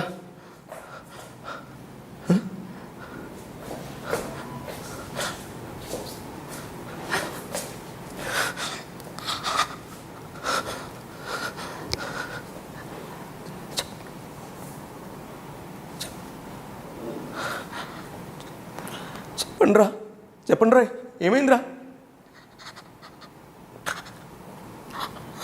రే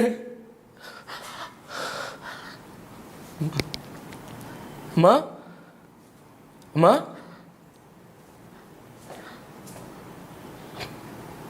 అమ్మా అమ్మా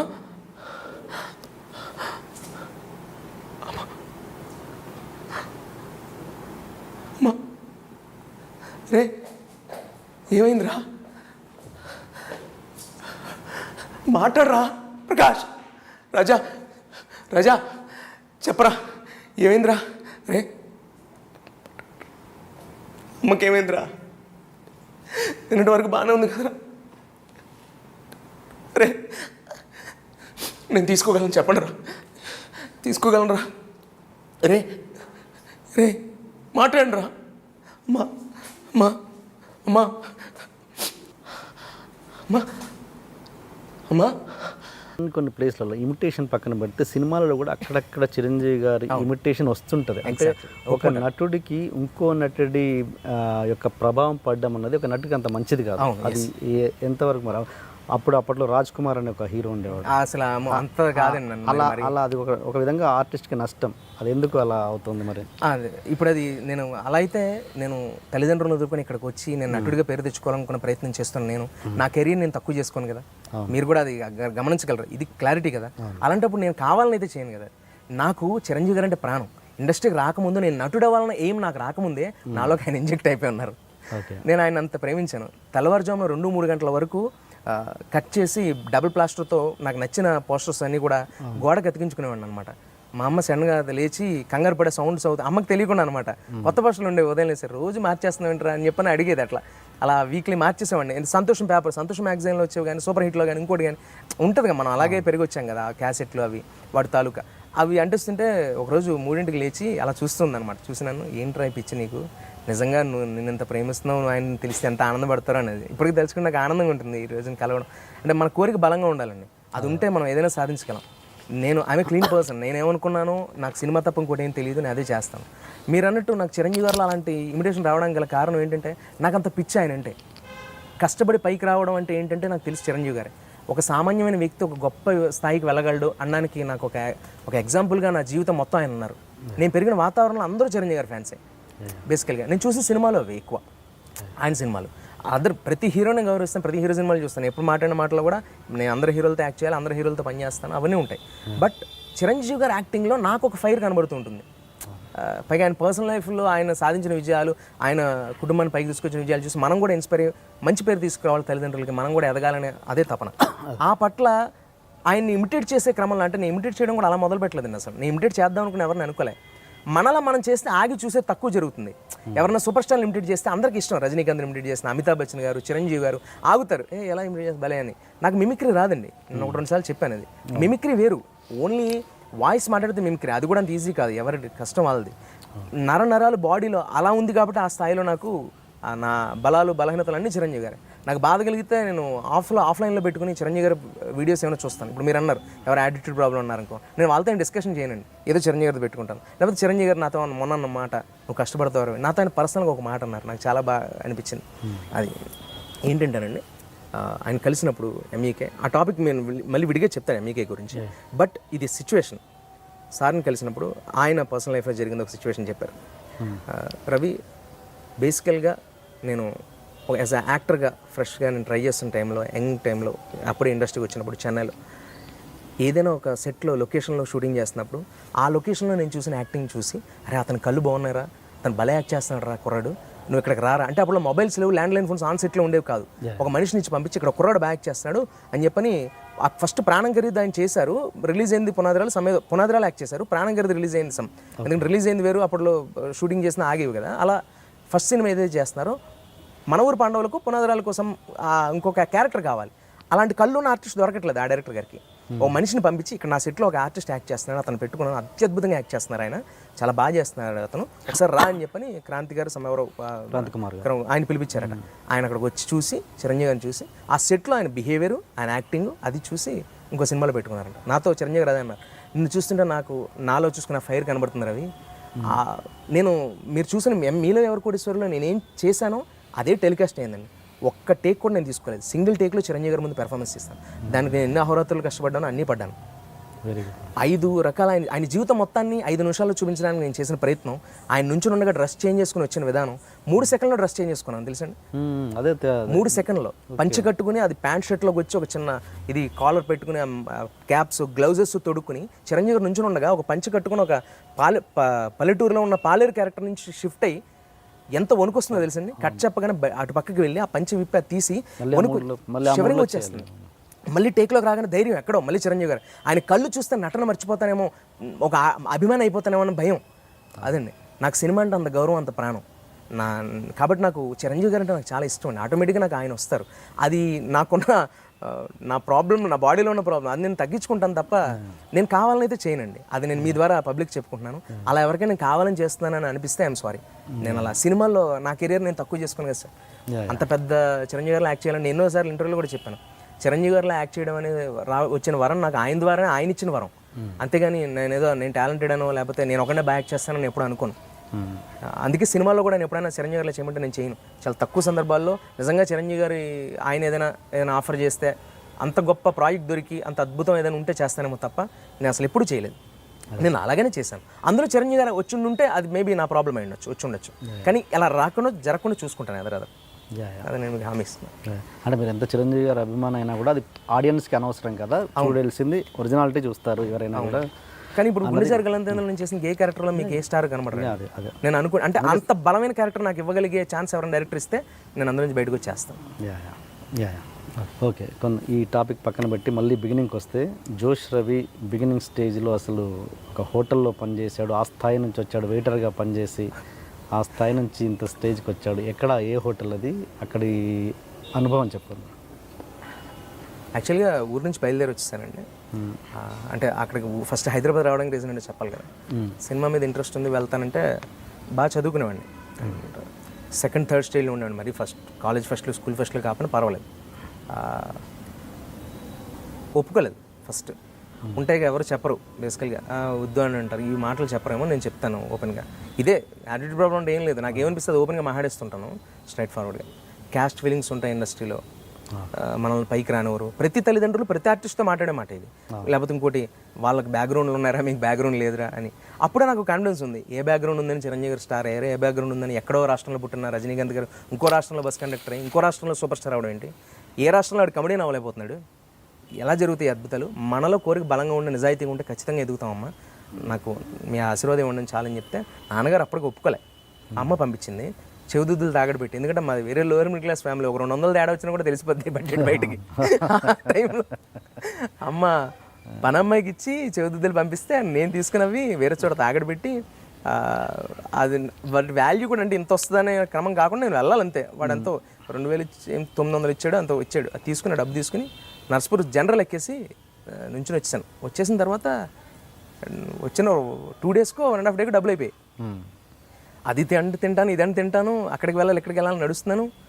ఇలా కాదు, ఇలా అసలు ఎలా వెళ్ళాలి, రూట్స్ తెలియట్లేదు, ఏం చేయాలో తెలియనప్పుడు ఫస్ట్ పని వెతుక్కుని వెళ్తుంటే ఎక్కడొకటి దొరుకుతుందని చెప్పని ఇంకా ఒక హోటల్లో పనిచేశాను. అక్కడ చందానగర్ ప్లాసిదా హోటల్ అండి, ప్లాసిదా అది 3 స్టార్ ఏదో హోటల్. అక్కడ బాయ్గా పనిచేశాను. వైట్ షర్ట్ అది కొనుక్కోవాలి, దానికి డబ్బులు ఉంటే దానికి మళ్ళీ ఇంకా 50-60 రూపాయలు మిగిలిపోతే మెట్రో అనే చోట చాలా తక్కువగా దొరుకుతాయి బట్టలని సికింద్రాబాద్ వెళ్ళి అక్కడికి వెళ్ళి బస్సు ఎక్కి దిగి ఆ బస్ కండక్టర్ తెలియకుండా చివరి నిలబడి దొంగతనంగా దూకేసి మళ్ళీ అక్కడ డబ్బులు ఇస్తే ఆ షర్ట్ కొనుక్కోలేను కదా, ఆ వైట్ షర్ట్ కొనుక్కుని నాకు బంధువులు ఉన్నారు హైదరాబాద్లో కూడా, కానీ తెలిస్తే మళ్ళీ నాన్నగారికి ఎక్కడ కబురు వెళ్ళిపోద్ది అని భయం. అందుకని అలా చేసుకుని లేదు నేను అనేది అసలు నాకు దాన్ని ఇదేంటో కూడా తెలియదు, అది ఉండాలంత పెద్ద రూల్ అని వెళ్ళిపోయి అక్కడ నిలబడ్డాను. వాళ్ళు అలాగే తీసుకొస్తారు అనుకుంటా, అదేదో గూడ్స్ బండ్లు ఎక్కించుకొచ్చినట్టు 12-13 మంది ఉన్నారు అక్కడ, నేను ఒకడిని. వర్క్ చేస్తున్నారు ఎవరు, ఏంటి పని అని అడిగిన ఇది అన్నారు. సరే కప్పులు ఏదో చేసుకుని కడిగేసి వాష్ చేయడం కడగడం, నేను ఏదేం లేదు ఏది దొరికితే చేసేవాడిని, నాకు పనికి ఇంపార్టెంట్, డబ్బులు వస్తాయి కదా. ఆ రోజు పని చేస్తే 1000 రూపాయలు వస్తాయి నాకు, ఆ ఒక్కరోజు అంతా పని చేస్తే. చేసుకుని వాష్ చేసి అవన్నీ తీసుకుని వెళ్ళి సర్వ్ చేస్తుంటే ఎవరు అడిగారు, అందరికీ పోలేదు తను ఏంటి అని చెప్పని అడిగారు. ఎవరు సమ్ సాఫ్ట్వేర్ ఫీల్డ్ ఎవరో పెద్దవాళ్ళు, సమ్ బిజినెస్ మైండ్. అక్కడేం మాట్లాడలేదు, లోపలికి వెళ్ళి పెళ్ళి మనోడు కొట్టాడు మమ్మల్ని తీసుకెళ్ళిన ఆర్గనైజర్. నేను అలా ఉండిపోయాను అంతే, నేనేం మాట్లాడలే. ఏం మాట్లాడతాను ఆయన, నాకు ఫస్ట్ ఆయన కొట్టిన తర్వాత కూడా అర్థం కాదు ఏంటంటే బోమ్ అనేది మామూలుగా దాన్ని నాకు దేని నేమ్ తెలియదు, ఇది ఉండాలని నేను అంత అబ్జర్వ్ చేయలేదు పక్క వాళ్ళని కూడా. లక్కీ నేను దొరికాను, వాళ్ళిద్దరు పెట్టుకుని వాళ్ళు ఉన్నారు కానీ వాడు అక్కడ ఎవరు రియాక్ట్ అవుతాడో అది దొరికాను అనమాట నేను. అట్లా కొన్ని కష్టాలు పడ్డానండి ఆ హోటల్లో. అలా పనిచేశాను, ఒక 4-2 నెలలు పనిచేశాను. 1000 వచ్చేవి, రోజుకు 1000. తర్వాత ఎవరైతే కొట్టారో ఆయన నన్ను దగ్గర తీసుకుని నా టాలెంట్ చూసి ఎక్కడ పడితే అక్కడ యాక్ట్ చేసేవాడిని, ఎంటర్టైన్ చేసేవాడిని అందరినీ. అంతే కదా ఆర్టిస్ట్, మనం ఏది దొరికితే ఆ ప్లేస్లో నిరూపించుకోవాలి. వాళ్ళకి ఏదైనా అసిస్టెంట్ తెలిసేమో, వాళ్ళకి తెలిసిన వాళ్ళు ఎవరైనా ఉంటారని. అక్కడి నుంచి ఎలా వెళ్ళాలనుకున్నప్పుడు డబ్బులు లేక మళ్ళీ ఊరు వెళ్ళిపోయి ఏం తెలియనట్టుంటే మా టీవీ సంతూర్ 1 ఛాన్స్ స్టార్ అని మా టీవీ ఛానల్ వాళ్ళు అప్పట్లో రాజుగారు మెయింటైన్ చేసేవారు. అప్పుడు మా టీవీ ఛానల్ అనేది అప్పుడు ఇలా కాదు, రాజుగారు అని ఒక ఆయన దగ్గర ఉంది. ఇప్పుడు లోగో కూడా వేరు మా టీవీ. అప్పుడు మా టీవీలో సంతూర్ 1 ఛాన్స్ స్టార్ అని ఉండేది, ఉదయభాన్ గారు యాంకర్. అదేదో యాడ్ వచ్చింది, అది చూసి నన్ను దానికి వెళ్ళమని మా అమ్మగారి స్వయన అన్నయ్య నా మేనమావ గారు నన్ను పంపించారు. ఆయన సోషల్ లెక్చరర్, ఆయన పంపించారు నన్ను. వెళ్ళి రవి నువ్వు టాలెంటెడ్ రా, నువ్వు వెళ్ళరా అని మా మామయ్య గారు పంపించారు. సరే వెళ్ళాలి ఎలా అని చెప్పి ఆయన డబ్బులు ఇస్తే అదే మా ఇంట్లో వాళ్ళు కొంత డబ్బులు తీసుకుని జాగ్రత్తగా వచ్చాను. ఎక్కడికి Vizag royal food hotel Asilmetta junction, అక్కడ ఆడిషన్స్ జరిగి అక్కడ సెలెక్ట్ అయ్యాను. అయినా సరే ఒకవేళ సెలెక్ట్ అయ్యాను లేదంటే భయంతో హైదరాబాద్ సారథి స్టూడియోస్లో కూడా దానికి ఆ ప్రోగ్రామ్ సెలెక్షన్ చేస్తే మళ్ళీ హైదరాబాద్ ఆ డబ్బులతో వచ్చేసి సారథి స్టూడియోస్లోకి వచ్చి ఇక్కడ పోటీ ఇచ్చాను. కానీ వైజాగ్లోనే సెలెక్ట్ అయ్యాను, ఇక్కడ ఓడిపోయాను హైదరాబాద్లో. అలా సెలెక్ట్ అయితే హైదరాబాద్ వాళ్ళే పిలిపించారు. పంజాగుట్లో బాలాజీ డీలక్స్ లాడ్జ్ అనేది ఒక లాడ్జ్ ఉంటుంది, అక్కడ బస్సు చేసి అక్కడ ఉండి అక్కడ డబ్బులు లేకపోయినా అక్కడే అడ్జస్ట్ అయ్యి వెళ్ళి ఆ ప్రోగ్రామ్ చేసి అందులో సెమీఫైనల్స్ వరకు వెళ్ళాను. ఫైనల్స్లో ఓడిపోయాను. అసలు ఎందుకంటే డ్యాన్స్ అనేది కాన్సెప్ట్ ఉందని చెప్పలేదు మాకు, ఓన్లీ యాక్టింగ్ అనుకున్నాను. డ్యాన్స్ సరిగ్గా ప్రిపేర్ అవ్వలేదు చేయలేం కాబట్టి మిస్ప్లేస్ అయ్యాను. ఫైనల్స్లో 2nd ప్లేస్ వచ్చాను. సరే అక్కడి నుంచి అప్పుడు జయ మేడం గారు, విఎన్ ఐచే గారు జడ్జెస్ దానికి. ఆఫ్టర్ దట్ మళ్ళీ స్ట్రగుల్. అక్కడ చూడడానికి వచ్చిన వాళ్ళలో ఒక అతను మీరు చాలా బాగా చేస్తున్నారు, ఎక్కడ ఉంటారు ఏంటంటే ఇది భయ పరిస్థితి. ఇప్పుడు ఎక్కడి నుంచి బయటకు వెళ్తే రోడ్డే, ఏదైనా చెప్పండి భయ అంటే పలానా రూమ్ ఉంది రండి మా దగ్గర రండి అని చెప్పంటే ఆ అబ్బాయితో పడేయాలి. అతని పేరు నంద, ఎక్కడ ఉన్నారో కూడా తెలియదు. ఇప్పుడు అప్పట్లో ఫోన్ నెంబర్స్ అంత మొబైల్స్ ఉండే టైం కాదు అసలు. 3000 రూపాయల మొబైల్ అది కూడా లేదు నా దగ్గర అప్పుడు. అలా నడుచుకుంటూ వెళ్ళి అమీర్పేట మైత్రివనం దగ్గర లోపల ఒక ఎమ్మెల్యే ఎవరిదో ఒక ఇల్లు అపార్ట్మెంట్ పద్ధతి, అందులో 3 బెడ్రూమ్ ఫ్లాట్లో చాలా చీప్, పేరుకి 3 బెడ్రూమ్, మొత్తం ఒక గోడౌన్లో ఉంటుంది. 12-13 మంది ఉంటారు అందులో. కుక్కర్కి లైన్లో నుంచోవాలి, మామూలుగా జైల్లో నుంచినట్టు నుంచోవాలి. బాత్రూమ్కి లైన్లో నుంచోవాలి. ఉదయాన్నే వెళ్ళాలంటే టక్మన్ రెడీ అయితే ఎవరినో 10 మంది తినేస్తే అన్నం అయిపోతే మళ్ళీ పెట్టాలి, అది గంట అయినంత వరకు మళ్ళీ క్యూ. ఇలా ఉండేది వ్యవహారం. దానికి నెలకి 800 ఆ రూమ్లో. అసలు ఎవరు పట్టించుకునే వాళ్ళు కాదు. ఏంటో ఈడేం వెళ్తాడులే ఈడేం అవుతాడులే అనుకున్న వాళ్ళు. చెప్తున్నా 4 రోజులు ఫ్రెండ్షిప్ చేసిన తర్వాత టాలెంట్ చూసి ప్రతి ఒక్కరి దగ్గర తీసుకున్న వాళ్ళే, అది హ్యాపీ. అక్కడి నుంచి ఇలా కాదు డైరెక్ట్గా దిగడం తేజ గారు అని ఒక డైరెక్టర్ ఉన్నారు, ఆయన దగ్గరికి వెళ్ళిపోతే లైఫ్ సక్సెస్ అయిపోద్ది. సినిమాలోకి వెళ్తే సినిమా ట్రయల్స్ ఇప్పటివరకు జరగలేదు కదా, తేజ గారి దగ్గరికి వెళ్ళిపోవాలి. ఫస్ట్ తేజ గారు అని ఆయన గుర్తొచ్చారు, జయం, చిత్రం ఈ సినిమాలు గుర్తు, వెళ్ళిపోదాం అని చెప్పని కనుక్కొని ఆఫీస్ కనుక్కుంటే జూబిలీస్ పెద్దమ్మ టెంపుల్ దగ్గర అప్పుడు ఆ ఆఫీస్ తెలుసుకుని వెళ్ళి అక్కడ వెళ్ళి కనబడితే అక్కడ ఆయన చూశారు. ఆయన ఎందుకు ఇవ్వాలి నీకు ఆఫర్ ఎందుకు ఇవ్వాలి నేను సార్ మీ దగ్గరికి వస్తే ఖచ్చితంగా లైఫ్ బాగుంటుందని నమ్మకం సార్, మీ దగ్గర చేస్తాను, ఏదైనా వస్తే చేసి చూపించాను, ఏదో చిన్న చేశాను, తీసుకెళ్ళండి అతను ఇక్కడ చేయలేండి అన్నట్టుగా చెప్పారు. అలా వచ్చాను. దాసనారాయణ గారు ప్రొడ్యూసర్ ఆ సినిమాకి, ఒక విచిత్రం, ఒక విచిత్రం, రవిరాజ గారి అబ్బాయి hero. ఆ సినిమా చేస్తున్నప్పుడు రవిరాజ గారి అబ్బాయి ఆది గారు అదొక కథ. అక్కడి నుంచి ఆది పినిశెట్టి గారి హీరో, ఆది గారికి కూడా తెలీదు. ఆయన పక్కన పనిచేసే అసిస్టెంట్స్తో సార్ హీరో గారు చెప్పండి సార్ నెక్స్ట్ సినిమాలో కూడా నన్ను పెట్టుకోమని చెప్పి అలా ఆయనతో పాటు యాక్ట్ చేస్తూనే మధ్యలో అంటే డైలాగ్ ఉండదు అందులో, ఒక విచిత్రంలో పెట్టారంతే. నేనేం రఘుబాబు గారు ఉన్నారు అక్కడ, ఆయనతో మాట్లాడి కాసేపు చెప్తే ఏంటి ఆల్బమ్ అన్నారు ఆయన. సార్ ఇందులో ఫ్యామిలీ మొత్తం ఉన్నారా, నువ్వేదిరా అన్న. అంటే అంటే పొలం నేను నా ఫ్యామిలీ సార్, అది నేను చెప్పుకోవాలని తప్ప మనం విడిగా ఫోటో దిగాలి, దాంట్లో యాక్టింగ్ కనబడాలి, ఈ రూల్స్ తెలియదు. తెలియని వాడు ఎలా ఉంటే ఇప్పుడు నన్ను అడుగుతుంటారు కొంతమంది అని ఎలా వెళ్ళాలన్నాయా అని. ఖచ్చితంగా నేను కూర్చోబెట్టి మాట్లాడతాను వాళ్ళతో, చదువుకున్నావా లేదు, ఇంట్లో చెప్పొచ్చావా లేదా, ఇవన్నీ రిపీట్ అవ్వకూడదు వాళ్ళకి. ఈ ఫ్లోలోనే గ్రీన్ బర్చ్ టీలు, ఫుడ్కి లేక తినడానికి లేక 100% అంటే కృష్ణానగర్ కష్టాలు అంటారు కదా, అవి నేను అనుభవించాను. మా వరకు కూడా ఇప్పుడు లేవు, అంటే జబర్దస్త్ వచ్చాక లేవు, జబర్దస్త్కి ముందు ఉన్నాయి. నేనైతే చాలా అనుభవించాను. ఎందుకంటే జబర్దస్త్ నేను వచ్చి జోష్రవణ ఇమేజ్ వచ్చిన ఒక 4-5 సంవత్సరాలకు వచ్చింది జబర్దస్త్ మా లైఫ్లోకి. నేను సినిమా జోష్రవణ ఇమేజ్ తప్ప నాకేమీ ఇంకొక జబర్దస్త్ ఇచ్చిన పేర్లు ఉంటాయి కదా, సుడిగాలి సమ అట్లా అలా నాకు అలా ఏం లేదు. సినిమాతోనే నేను వచ్చాను. ఓకే, ఆది పినిశెట్టి టాపిక్ వచ్చింది కాబట్టి వాళ్ళ ఫాదర్ రవిరాజ పినిశెట్టి గారి దగ్గర కూడా మీరు. అవును, అది ఎప్పుడంటే ఈ స్వకృచితం చేయకముందు సినిమా మామూలుగా సినిమా వాళ్ళు ఉంటే అక్కడ ఆగిపోయాడు. ఈ ఫిల్మ్ నగర్ అనేది సినిమా వాళ్ళది కదండి అడ్డ. ఫిల్మ్ నగర్ వెళ్ళిపోయాను నడుచుకుంటూ, నాకు ఆటో డబ్బులు నడుచుకుంటూ వెళ్ళిపోయాడిని. వెళ్ళిపోయి ఎక్కడైనా లిఫ్ట్లో అడిగేవాడిని, ఆటోకి డబ్బులు ఇస్తే అయిపోతాం అని చెప్పని భయం నాకు, ఆ డబ్బులు టీకి ఏవో ఫుడ్కి ఉంటాయని.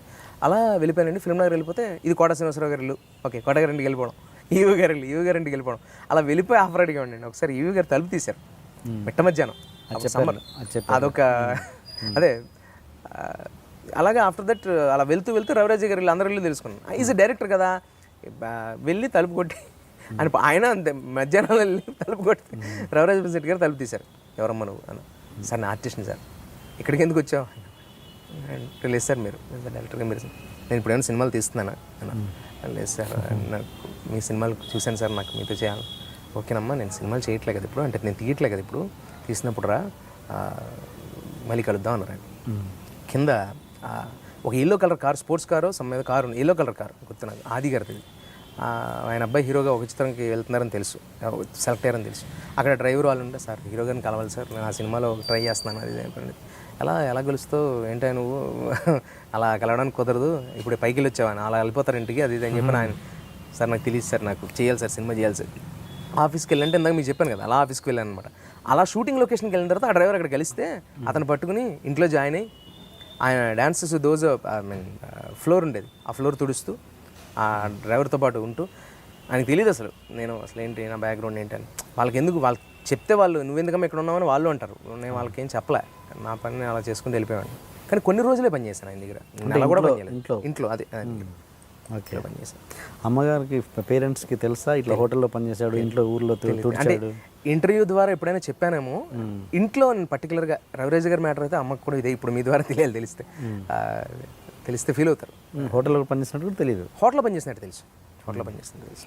కొట్టినప్పుడు అమ్మకు ఫోన్ చేసి చెప్పాను, బాధ అనిపించింది, దెబ్బలు తిన్నాను హోటల్ పడితే వాడుతా ఏంట్రా హోటల్లో బాధ అనిపించినప్పుడు ఎప్పుడో చెప్పాను సార్ ఇలా దూదనంటే, ఊరు వెళ్ళిన తర్వాత ఎందుకురా అందుకే వద్దన్నాను నేను, నీకేం కర్మరా, నీకేం లోటు, బాగా చదువుకున్నావు, సరే సినిమాలు ఇలాగే ఉంటాయి, నువ్వు నిన్న అలా రాణిస్తారు రా అది అమ్మ. నేను ఇలాంటివి జరుగుతుంటాయి, ఇలాంటివి 100 జరుగుంటాయి, ఎవరు చెప్పుండ్రు, సిచ్యువేషన్స్ అందరికీ ఎదురవుతాయి. అక్కడ కూడా నాదేదో తప్పు ఉంది, ఆ బోవ పెట్టుకోవడం అది ఇది పక్కన పెట్టేసి అదంతా. నేను ఫస్ట్ ఆఫ్ ఆల్ నేను సీరియస్గా తీసుకున్నానమ్మా, ఇలా ఎదురుకి వెళ్తాను. ఎప్పుడైతే జోష్ రిలీజ్ అయిందో మా నాన్నగారు నమ్మారు నన్ను. జోష్ రిలీజ్ అయిన తర్వాత అక్కడ యాడ్ ల్యాబ్స్లో అమీర్పేట బిగ్ బజార్లో ఉన్న థియేటర్ మల్టీప్లెక్స్లో చూపించాను అన్నమాట సినిమా. ఆయన తీసుకెళ్ళి ఆయన చాలా హ్యాపీ ఫీల్ అయ్యారు. నాకు నమ్మకం వచ్చింది మా నాన్నగారికి. చిరంజీవి గారి మీద ఉన్న ఇష్టం సినిమా పరిశ్రమకు రావడానికి ఇన్స్పిరేషన్ అయితే చాలా రకాల సినిమాలు. నా వే కూడా నేను విడిగానే, నేను ఒక కమెడియన్ అవ్వాలని అనుకోలేదు, అలాగే నేను హీరో అవ్వాలని కూడా అనుకోలేదండి. నేను క్యారెక్టర్ ఆర్టిస్ట్ అవ్వడానికి వచ్చాను ఇండస్ట్రీకి.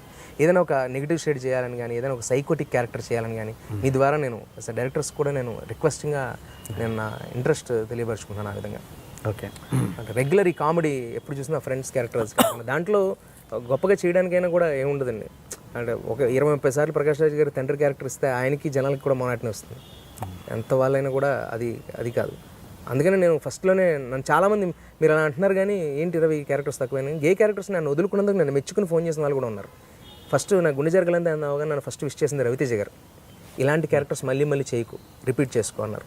నాకు ఇలా అంటున్నారని కూడా అప్పట్లో ఒక 2-3 సినిమాలు అయినప్పుడే వదిలేసుకుంటున్నారు రవి అని చెప్పడం, కొంతమంది రవి తగ్గిపోయాడు అనడం, ఇలా నేను రవితేజ గారికి నెక్స్ట్ సినిమా షూటింగ్లో చెప్పాను.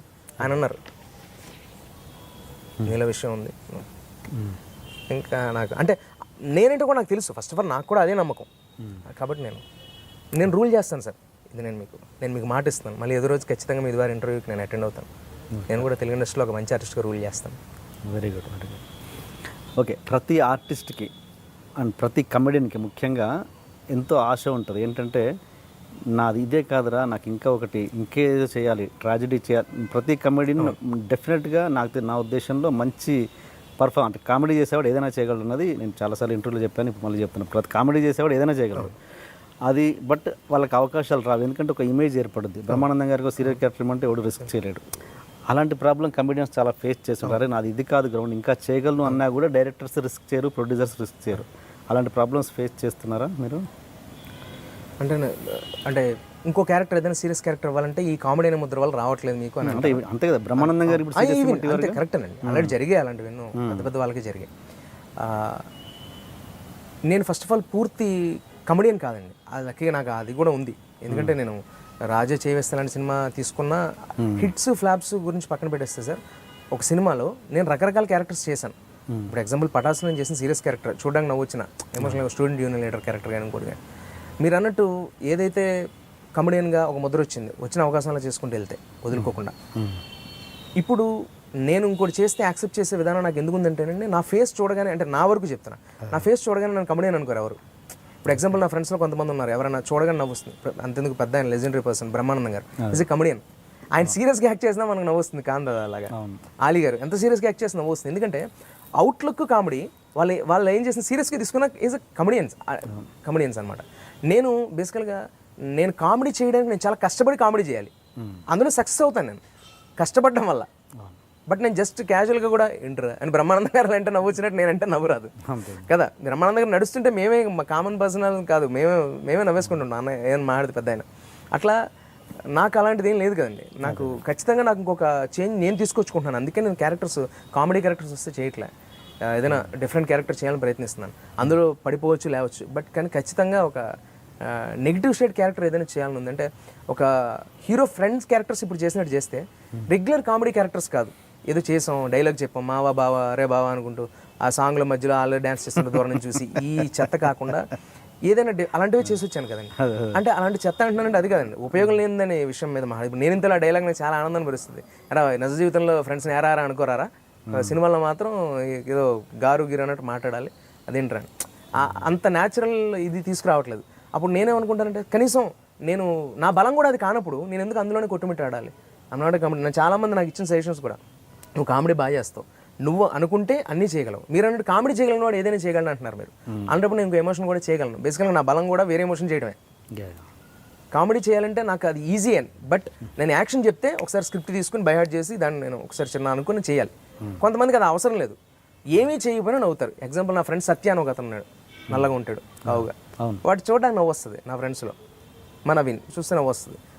కొంతమంది ఉన్నారు అలా ఫ్రెండ్స్, అలా నవ్వు వస్తుంది. నన్ను చూడగానే నవ్వు రాదు. ఎందుకు? నాకు ఒక అబ్నార్మల్ గాను సీరియస్ గాను రకరకాల క్యారెక్టర్స్ చేయాలని బేసికల్గా నేను కొన్ని ట్రై చేసి కూడా ఉన్నాను.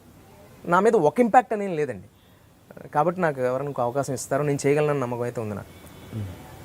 మీరు అన్నట్టు కొంతమందికి ఎందుకు లేదంటే అదే అవుట్లుక్ కూడా అలా ఉండడం వర్కౌట్ అవ్వదు.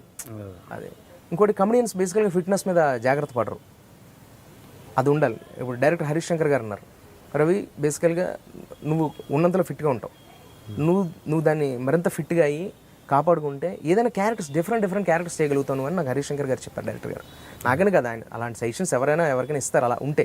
ఎందుకంటే ఎప్పుడు ఒకే పెర్ఫార్మెన్స్ కాదు, నీ బలం అది కాదని నన్ను నమ్మే వాళ్ళు నాకు ఇచ్చిన సలహా. దాని ద్వారా నేను కూడా ఫిక్స్ అయ్యాను, కామెడీ కాదు ఇంకోటి ఏదైనా చేయాలని. ప్లీజ్ మీ ఇంటర్వ్యూ ద్వారా ఏదైనా ఇంకో క్యారెక్టర్ దొరికితే అంతకుమించిన హ్యాపీ ఇంకోటి లేదు. Villain type. ఇప్పుడు ఒక మనిషిని మర్డర్ చేయాలంటే అది 6 feet 6 pack ఉండక్కర్లేదండి, ఆలోచన అంత బలంగా ఉంటే చాలు. ఇప్పుడు ఖడ్గంలో షఫీ గారి క్యారెక్టర్ గురించి ఎప్పుడు మాట్లాడుతుంటాను. ఇప్పుడు రీసెంట్గా స్పైడర్లో ఎస్జే సూర్య గారు, ఆ క్యారెక్టర్ నేను చేయగలను, నా బలం అది. ఇప్పుడు నన్ను నమ్మి ఇవ్వాలంటే ఫస్ట్ ఆఫ్ ఆల్ నాకు ఆల్రెడీ ఒక లెగసీ ఐ మీన్ ఒక ఇమేజ్ వచ్చి ఉండాలి, అంతే కదా, ఏదో ఒక హిట్ కొట్టి ఉండాలి. అలా కొట్టాలని అవకాశం రావాలి కదా, ఎవరో ఒకరు నమ్మి ఇవ్వాలి కదా. నాకు ఆ టాలెంట్ ఉంది, నన్ను నమ్మించే వాళ్ళు దొరికితే నేను చేయగలుగుతాను. అలా రిస్క్ ఎప్పుడైనా ఆ డైలాగ్ వచ్చిందా ఏ డైరెక్టర్ నుంచైనా కదా నీకు నీ మీద ఇలాంటి క్యారెక్టర్స్ రిస్క్? హరిశంకర్ గారు రాస్తానని చెప్పారు, అనిల్ రావు గారు, అనిల్ రిస్క్ అని ఎవరు లేదు, ఎందుకు రిస్క్ అని ఎవరు అనలేదు, నన్ను అయితే ఎవరు అనలేదు. అసలు నాకు పైగా నన్ను నేను అనుకొని పైకి చెప్పేవాడిని కాదు, వేరే క్యారెక్టర్స్ చేయాలి మనం, ఇంకోలా చేయగలను నేను అనుకునేవాడిని. కానీ నాకే చెప్పేవాళ్ళు, నువ్వు వేరే క్యారెక్టర్స్ చేయాలరా. నేను నాకు అంతేందుకు సార్, ఇప్పుడు కేడీ అనే సినిమా తీశారు డైరెక్టర్ గారు, సందీప్ రెడ్డి గారు ఆయన దగ్గర వచ్చేసారని చెప్పారు, ఆయన ఇంటర్వ్యూలో అన్నారు సందీప్ రెడ్డి గారు. ఎవరైతే ఉన్నారో ఆయన కిరణ్ గారు, ఆయన డైరెక్టర్ గారు అన్నారనమాట, రవి నేను ఇంకోలా చూసాను, ఒక సైకోటిక్ క్యారెక్టర్ రాశాను నీకోసం, king Jackie queen and some ఏదో సినిమా ఆయన ఏదో కథ అనుకున్నారు. అంటే టైటిల్ బయట చెప్పొచ్చో లేదో కూడా నాకు తెలియదు, అది అఫీషియల్గా ఇంకా అనౌన్స్ చేయలేదు.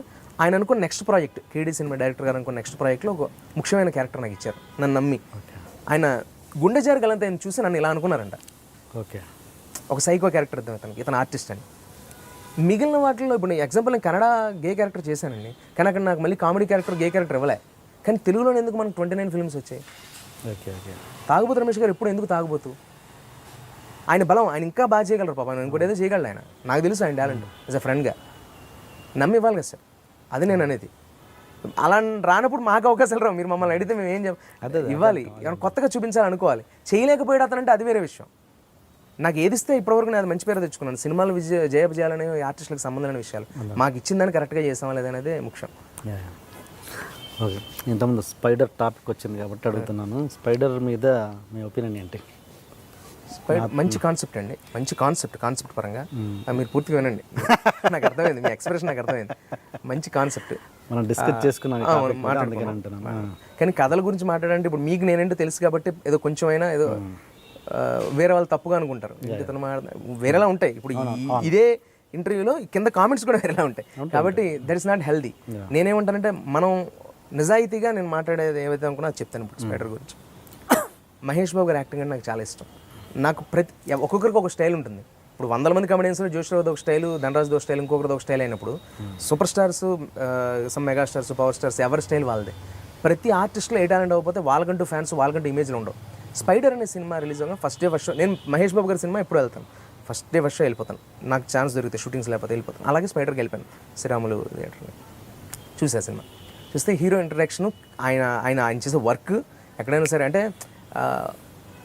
ఒక అన్యాయం జరిగినప్పుడు, ఒక మర్డర్ జరిగిన తర్వాత ఇది మర్డర్ జరిగింది జరగలేదని లాయర్లు మాట్లాడుకుని న్యాయం తేలేంత వరకు, తర్వాత ఆ మనిషి చచ్చిపోయిన తర్వాత ఆ కేసు గెలిస్తే ఏంటి, ఓడిపోతే ఏంటి, ఇందులో నాకు జాబ్ సాటిస్ఫాక్షన్ ఉంది, ముందే ప్రాణం కాపాడగలుగుతున్నాను అన్నారు. ఎంత గొప్ప లైన్ అది. అది నాకు బేసికల్గా మురుగదాస్ గారు అంటే నాకు పిచ్చి ఇష్టం.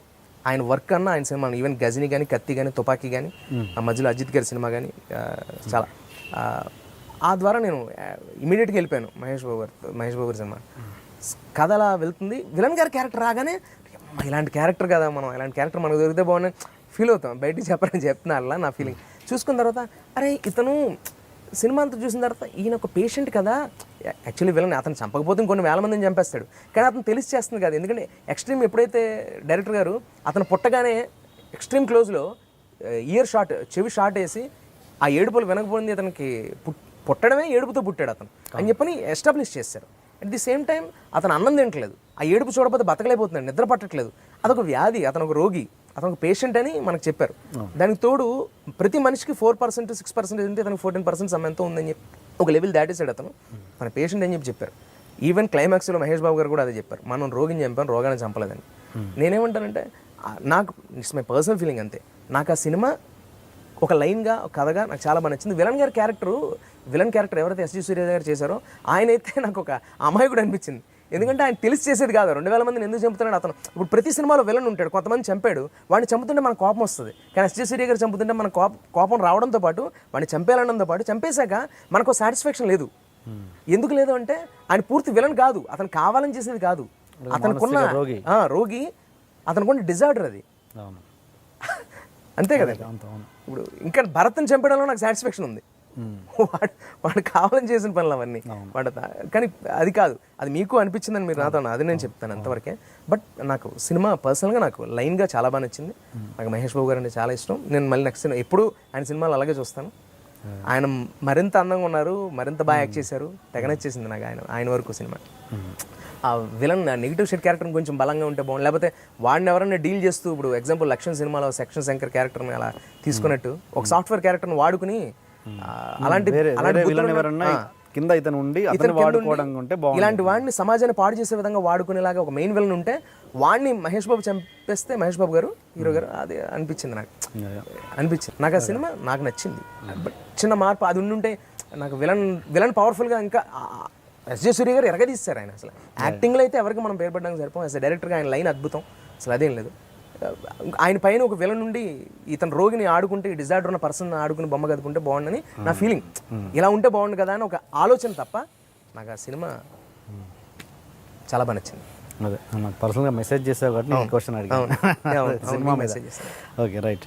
ఇంకా మళ్ళీ చిరంజీవి గారి టాపిక్ వస్తే, నాగబాబు గారు ఎప్పుడు పర్సనల్గా క్లాస్ స్పీకర్ అంట జోష్ రవికి. అంత లేదా చిరంజీవి చిరంజీవి గారిని ఎక్కువ ఇమిటేట్ చేస్తున్నావు అని క్లాస్ మీన్స్ కొంచెం నన్నండి ఊరికే నాగబాబు గారి దగ్గరికి వెళ్తే తిడతారు, మిమ్మల్ని కూడా తిడతారు. అంతేనా? మరీ దారుణం, దుర్మార్గం సార్. ఎవరు చెప్పారో వాళ్ళని ఇక్కడ పిలవండి. మీకు విషయం తెలుసా సార్, చాలా మంది ఇప్పుడు మాతో పాటు ఫామ్లో ఉన్న ఎవరైతే కమెడియన్స్ ఉన్నారో వాళ్ళందరూ బాలయ్య బాబు గారిని కానీ ఇంకొకరు కానీ చేస్తే బెదిరింకాల్సి వెళ్ళి వాళ్ళు క్షమార్పణ చెప్పుకున్నారు జబర్దస్త్ సాక్షిగా. అవునా? నన్ను ఎప్పుడు ఎవ్వరూ కాల్ చేయలేదు, నన్ను ఫోన్ చేసి విష్ చేయడమే, ఇండస్ట్రీలో ఉన్న పెద్దవాళ్ళతో సహా. ఈవెన్ కళ్యాణ్ గారి ఫోన్ నుంచి ఆలీ గారు ఒకసారి ఫోన్ చేసి చిరంజీవి గారు నేను చేసిన పెర్ఫార్మెన్స్కి నన్ను మెచ్చుకున్నారు. వేణుమాధవ్ గారు ఒకసారి ఫోన్ చేసి, ఇప్పుడు గుర్తొస్తుంది మీరు చెప్తే, వెతికితే అలా 100 కాల్స్ ఉన్నాయి, అందరూ విష్ చేసినవే. ఏ రోజు నేను చిరంజీవి గారు చేసినప్పుడు రజనీకాంత్ గారిని ఇద్దరిని చేస్తానండి, ఇంకొకరు నాకు రావు కదా, మీకు తెలుసు, జనాలకి తెలుసు. నేను మిమిక్రీ చేయను, ఇమిటేషన్ చేస్తాను. నాకు ఎందుకు అంత చిరంజీవి గారు ఇమిటేషన్ అనగానే మొత్తం 2 రాష్ట్రాల్లో చాలా మంది ఉండొచ్చు, నేను ఒకనేనా తోపు కాదుగా, చాలా మంది చేస్తారు. నాకంటే ఇప్పటికే నేను కనబడుతున్నాను అంతే, కనబడిన వాళ్ళు ఎంతమంది టాలెంటెడ్స్ ఉన్నారు. కానీ నేను ఎందుకు గుర్తొస్తున్నానంటే, నేను అంత బాగా జాగ్రత్త పెట్టుకుని, కళ్ళోళ్ళు దగ్గర పెట్టుకుని, ఫ్యాన్స్ని దృష్టిలో పెట్టుకుని చేస్తాను. ఎలా పడితే అలా చేయను.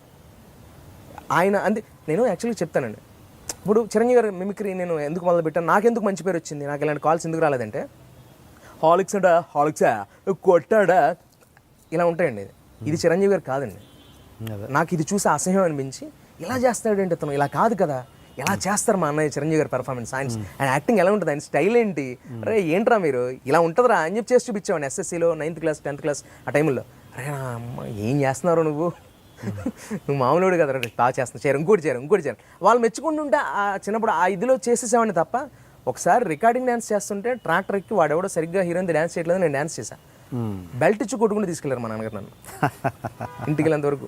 ఇట్లా వీడు చూడు ఎలా చేస్తున్నాడు, రోడ్డు మీద పడేయాలి ఇలా అని. అంత పెద్ద ఆయన ఆర్టిస్ట్, ఆయన అంటే అంత గౌరవం ఉన్నప్పుడు నువ్వు ఎలా చేయాలి, సినిమాలో వెళ్తానన్నావు కదా, అలా ఇంకో రకంగా నిరూపించుకోవాలి, అలా చేస్తారా, పరువు తక్కువ అంటే నేను అసలు నేను పట్టించుకోలేదు. నాకు అది కూడా నాకు రికార్డ్ డాన్స్ చేయడం తప్పే ఉంది. ఆయనకి ఫీలింగ్, ఆయన పెద్ద ఆయనకి అలా అనిపించింది నాన్నగారు. నేనేమంటానంటే, నేను ఇమిటేట్ చేసేటప్పుడు అన్ని దృష్టిలో పెట్టి చేస్తానండి. ఇమిటేషన్ ఇంకొక వ్యక్తిని is a legendary, normal people కూడా ఏదో ఆర్టిస్ట్ అంటే కాదు కదండి, is a number 1 megastar legendary person Rajinikanth గారు, ఇండియన్ సూపర్ స్టార్. ఇలాంటి వాళ్ళని యాక్ట్ చేసేటప్పుడు కళ్ళుని దగ్గర పెట్టి చేయాలి. నేను అలాగే చేశాను. నాగబాబు గారు నన్ను మెచ్చుకోవడం తప్ప ఒక్క మాట ఇప్పుడు నన్ను అనలే.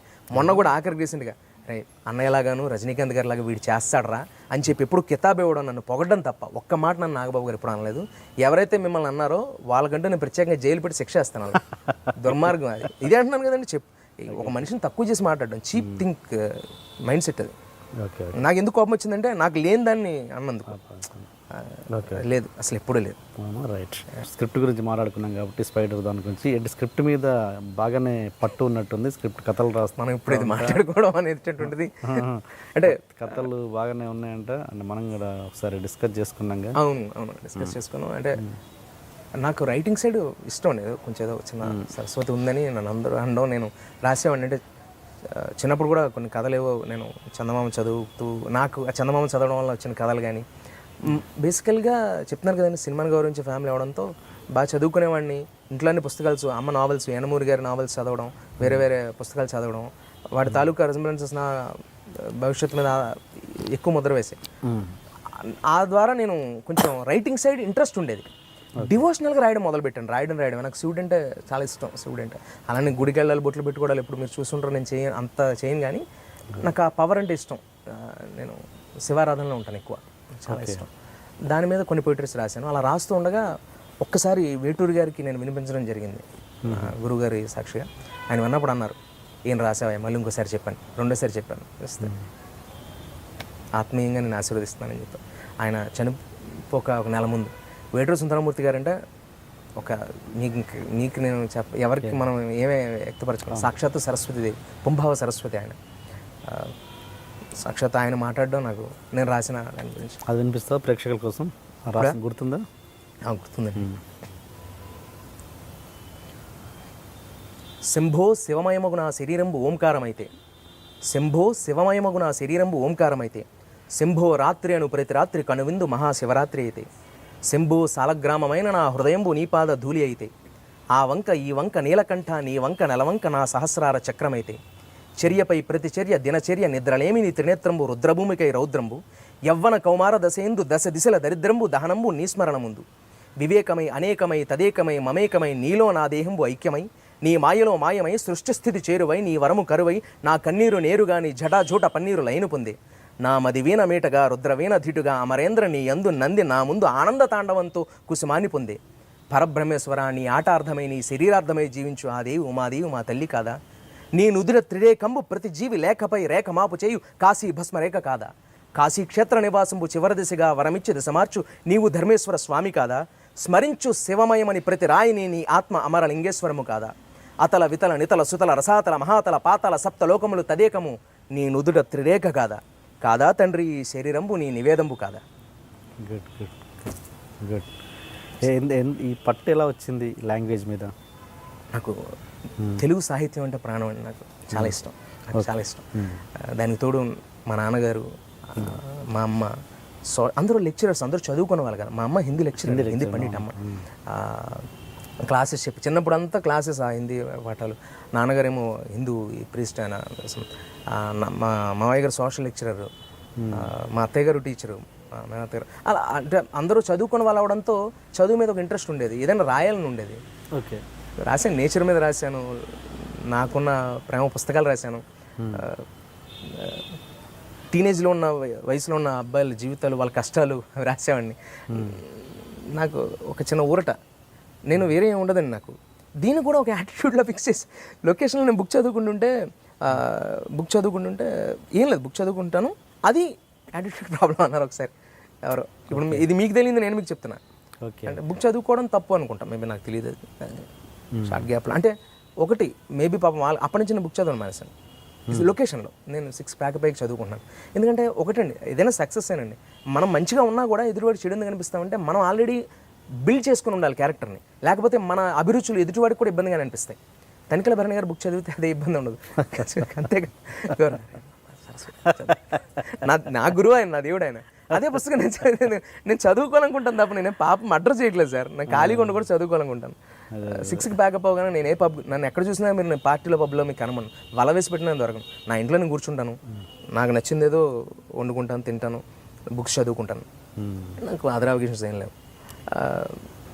కానీ బీర్ దాక్కుండా ఉండలేదు సార్. ఎందుకు సార్ మీరు ఇప్పుడే టప్పని పడేస్తారు ఎందుకు సార్ అలా? I love beer sir. నేను చాలా ఎంజాయ్ చేస్తాను బియర్ని. నాట్ ఓన్లీ అంటే బీర్, నేను ఆల్కహాల్ ఎంజాయ్ చేస్తాను. అంటే బీర్ అని కాదు, బట్ నాకు కొన్ని ఇష్టాలు ఉన్నాయి, కొన్ని అభిరుచులు ఉన్నాయి ఆల్కహాల్ మీద, అలా డ్రింక్ చేస్తాను. డైలీయా? లేదండి బాబు, అకేషనల్లీ, అది కూడా చాలా లిమిటెడ్గా. ఆ మూడ్లో నేను ఎందుకు డ్రింక్ చేస్తాను. నాకు బియర్ అంటే ఎస్పెషల్ ఎందుకు ఇష్టం అంటే, ఈ వరల్డ్లో ఎవరికి దొరకని ప్లేస్ నాకు ఒకటి ఉంది. నా ఫ్రెండ్, ఒక సాఫ్ట్వేర్ ఫ్రెండ్, అలాగే ఇండస్ట్రీలో ఒక పెద్ద వ్యక్తి ఫ్రెండ్, పేర్లు ఎందుకు, వాళ్ళకి అలవాట్లు మనం బయటకి ఎందుకు, కలిసి సరదాగా డ్రింక్ చేస్తున్నాం అప్పుడప్పుడు. ఎప్పుడైనా తాగితే ఒక 2 పెగ్స్ అయిపోయింది అక్కడితో. బీర్ తాగితే ఒక 2 బీర్స్ అయిపోయింది అక్కడితో. 1 బీరే అంతే. వీక్లీ ఒక 2 బీర్స్ తాగుతానేమో అంతే. కానీ తాగినప్పుడు ఖచ్చితంగా 2 పేజీలు అద్భుతాలు ఏవో చేస్తాను. అండ్ నేను ఇప్పుడు శివుడి మీద ఏదో చెప్పాను, అది అద్భుతం ఎదుటి వాళ్ళు కాకపోవచ్చు, నా ఫీలింగ్లో ఏదో రాస్తుంటాను.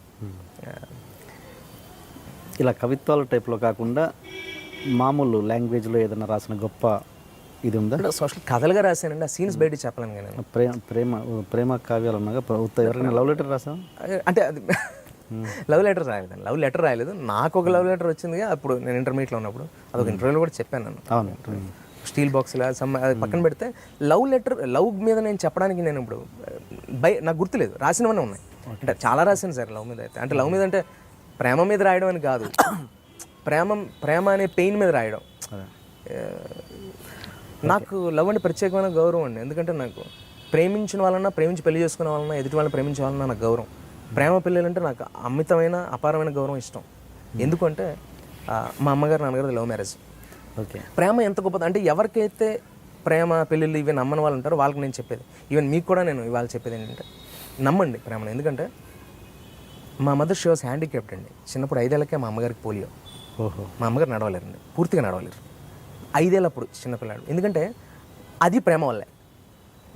మా తాతగారు, మా అమ్మగారి నాన్నగారు భాస్కరరావు గారు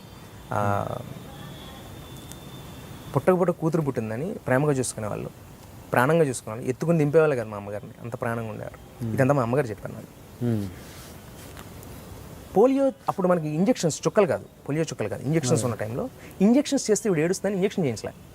అప్పుడు ఆ రిమోట్ విలేజ్లో చాలా ఆ పోలియో అనేది ఎఫెక్ట్ గట్టిగా ఉంది.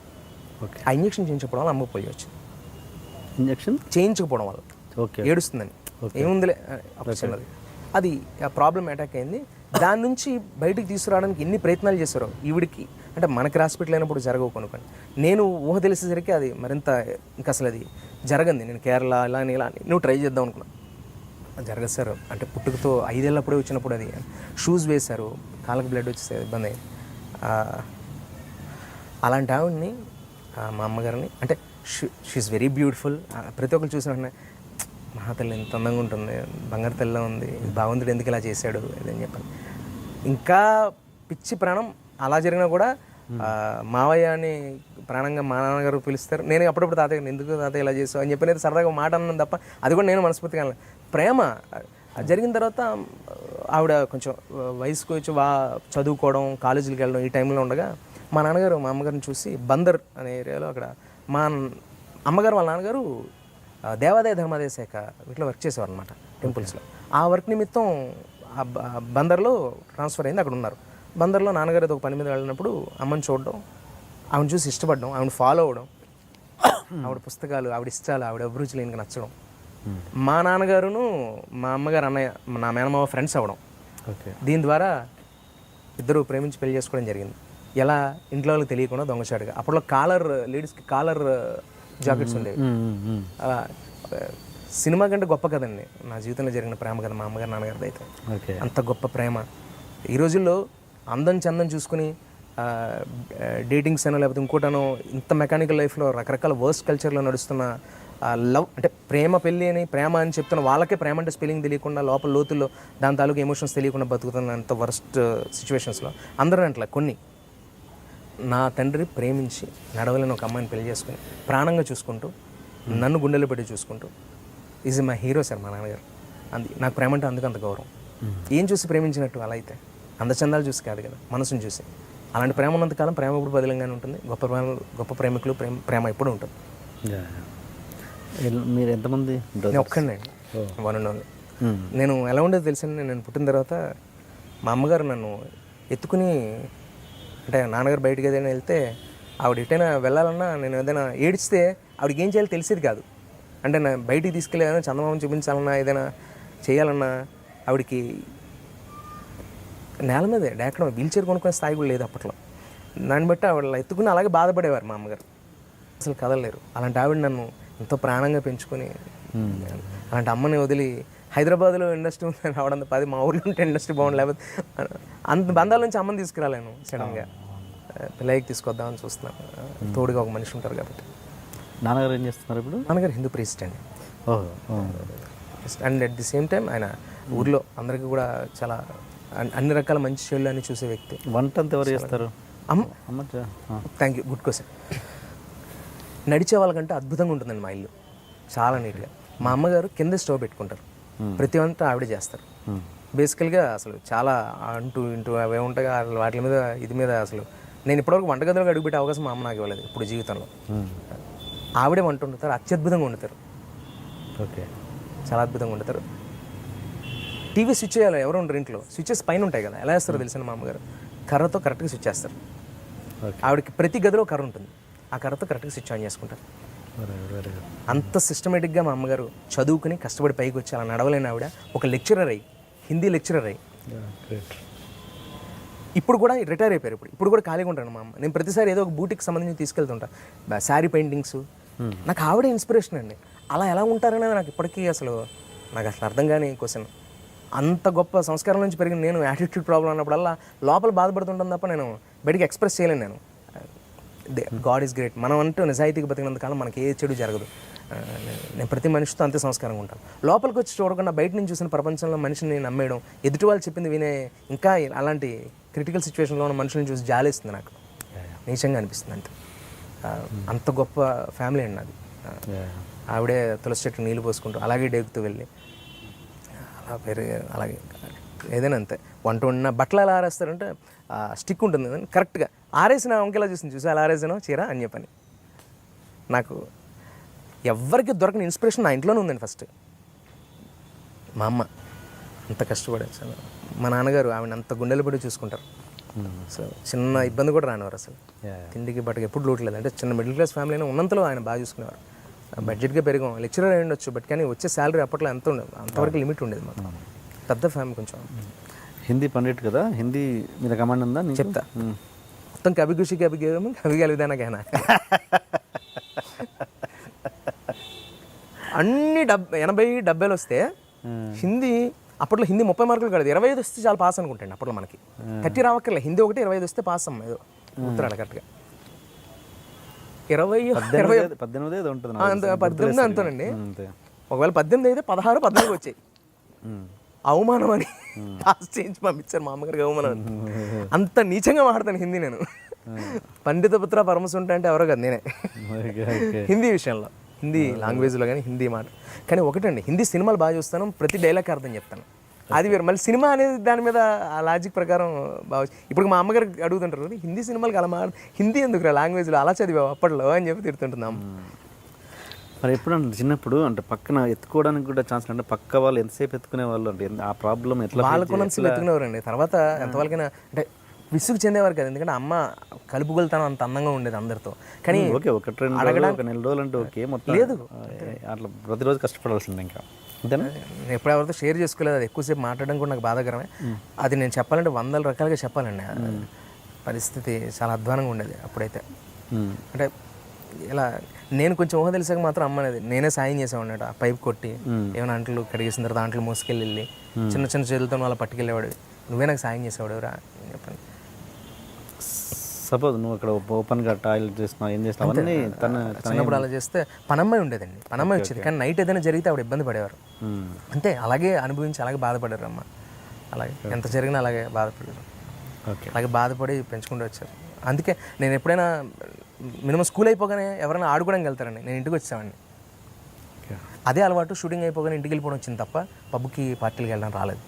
అది వెళ్ళడం తప్పేం కాదు, నేను వెళ్తాను. నాకు అదొక హాబీలా కానీ హ్యాబిట్ లాగానే రాలే.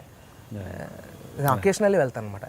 ఎంజాయ్ చేయాలి, నాకు అది లిమిట్లో ఉంది, ఎక్కువ చేయను. బట్ నేను చెప్పాను కొన్ని అలవాట్లు ఉన్నాయి. పెళ్ళి ఎప్పుడు చేసుకుంటున్నావు మరి? చేసుకుంటాను సార్ ఖచ్చితంగా, ఎందుకంటే కరెక్ట్గా వయసు వచ్చేసింది, చేసుకోవాలి. ఇంకొక 2 నెలలు దాటితే పెళ్ళి వయసు దాటిపోతుంది.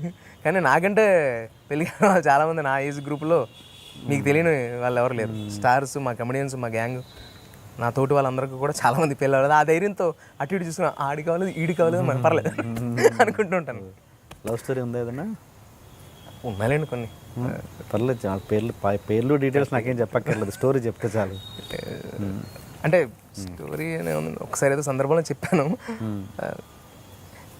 ఎస్ఎస్సి స్టాండర్డ్ 9th స్టాండర్డ్లో అది చెప్పారు. ఇప్పుడు పెళ్లి చేసుకోవడానికి రెడీగా ఉన్నారు, ప్రేమ కథ లేదండి, అలా ఏం లేదు. అంటే ప్రేమ కథ అంటే ఏం లేదు. నేను పెళ్ళి అనేది చేసుకుంటాను, నేను మనం కూడా యాక్సిడెంటల్గా జరగాలండి అంతే, అది మనం ప్లాన్ చేసుకుని చేసేది కాదు. బట్ నేను లవ్ మ్యారేజ్ అండ్ లవ్ని నేను గౌరవిస్తాను. నాకు వచ్చిన ప్రపోజల్స్ని కూడా నేను ఇండస్ట్రీకి వచ్చాక మాత్రం అపోజ్ చేయకుండా, అంటే ఫ్రెండ్లీగానే వాళ్ళతో నేను వచ్చాను. వాళ్ళ పేర్లు చెప్పలేను, కానీ నాకున్న ప్రపోజల్స్ ఏవైతే వచ్చాయో వాటిని నేను అలాగే గౌరవిస్తూ వాళ్ళకి నా సిచ్యువేషన్ చెప్పుకొని,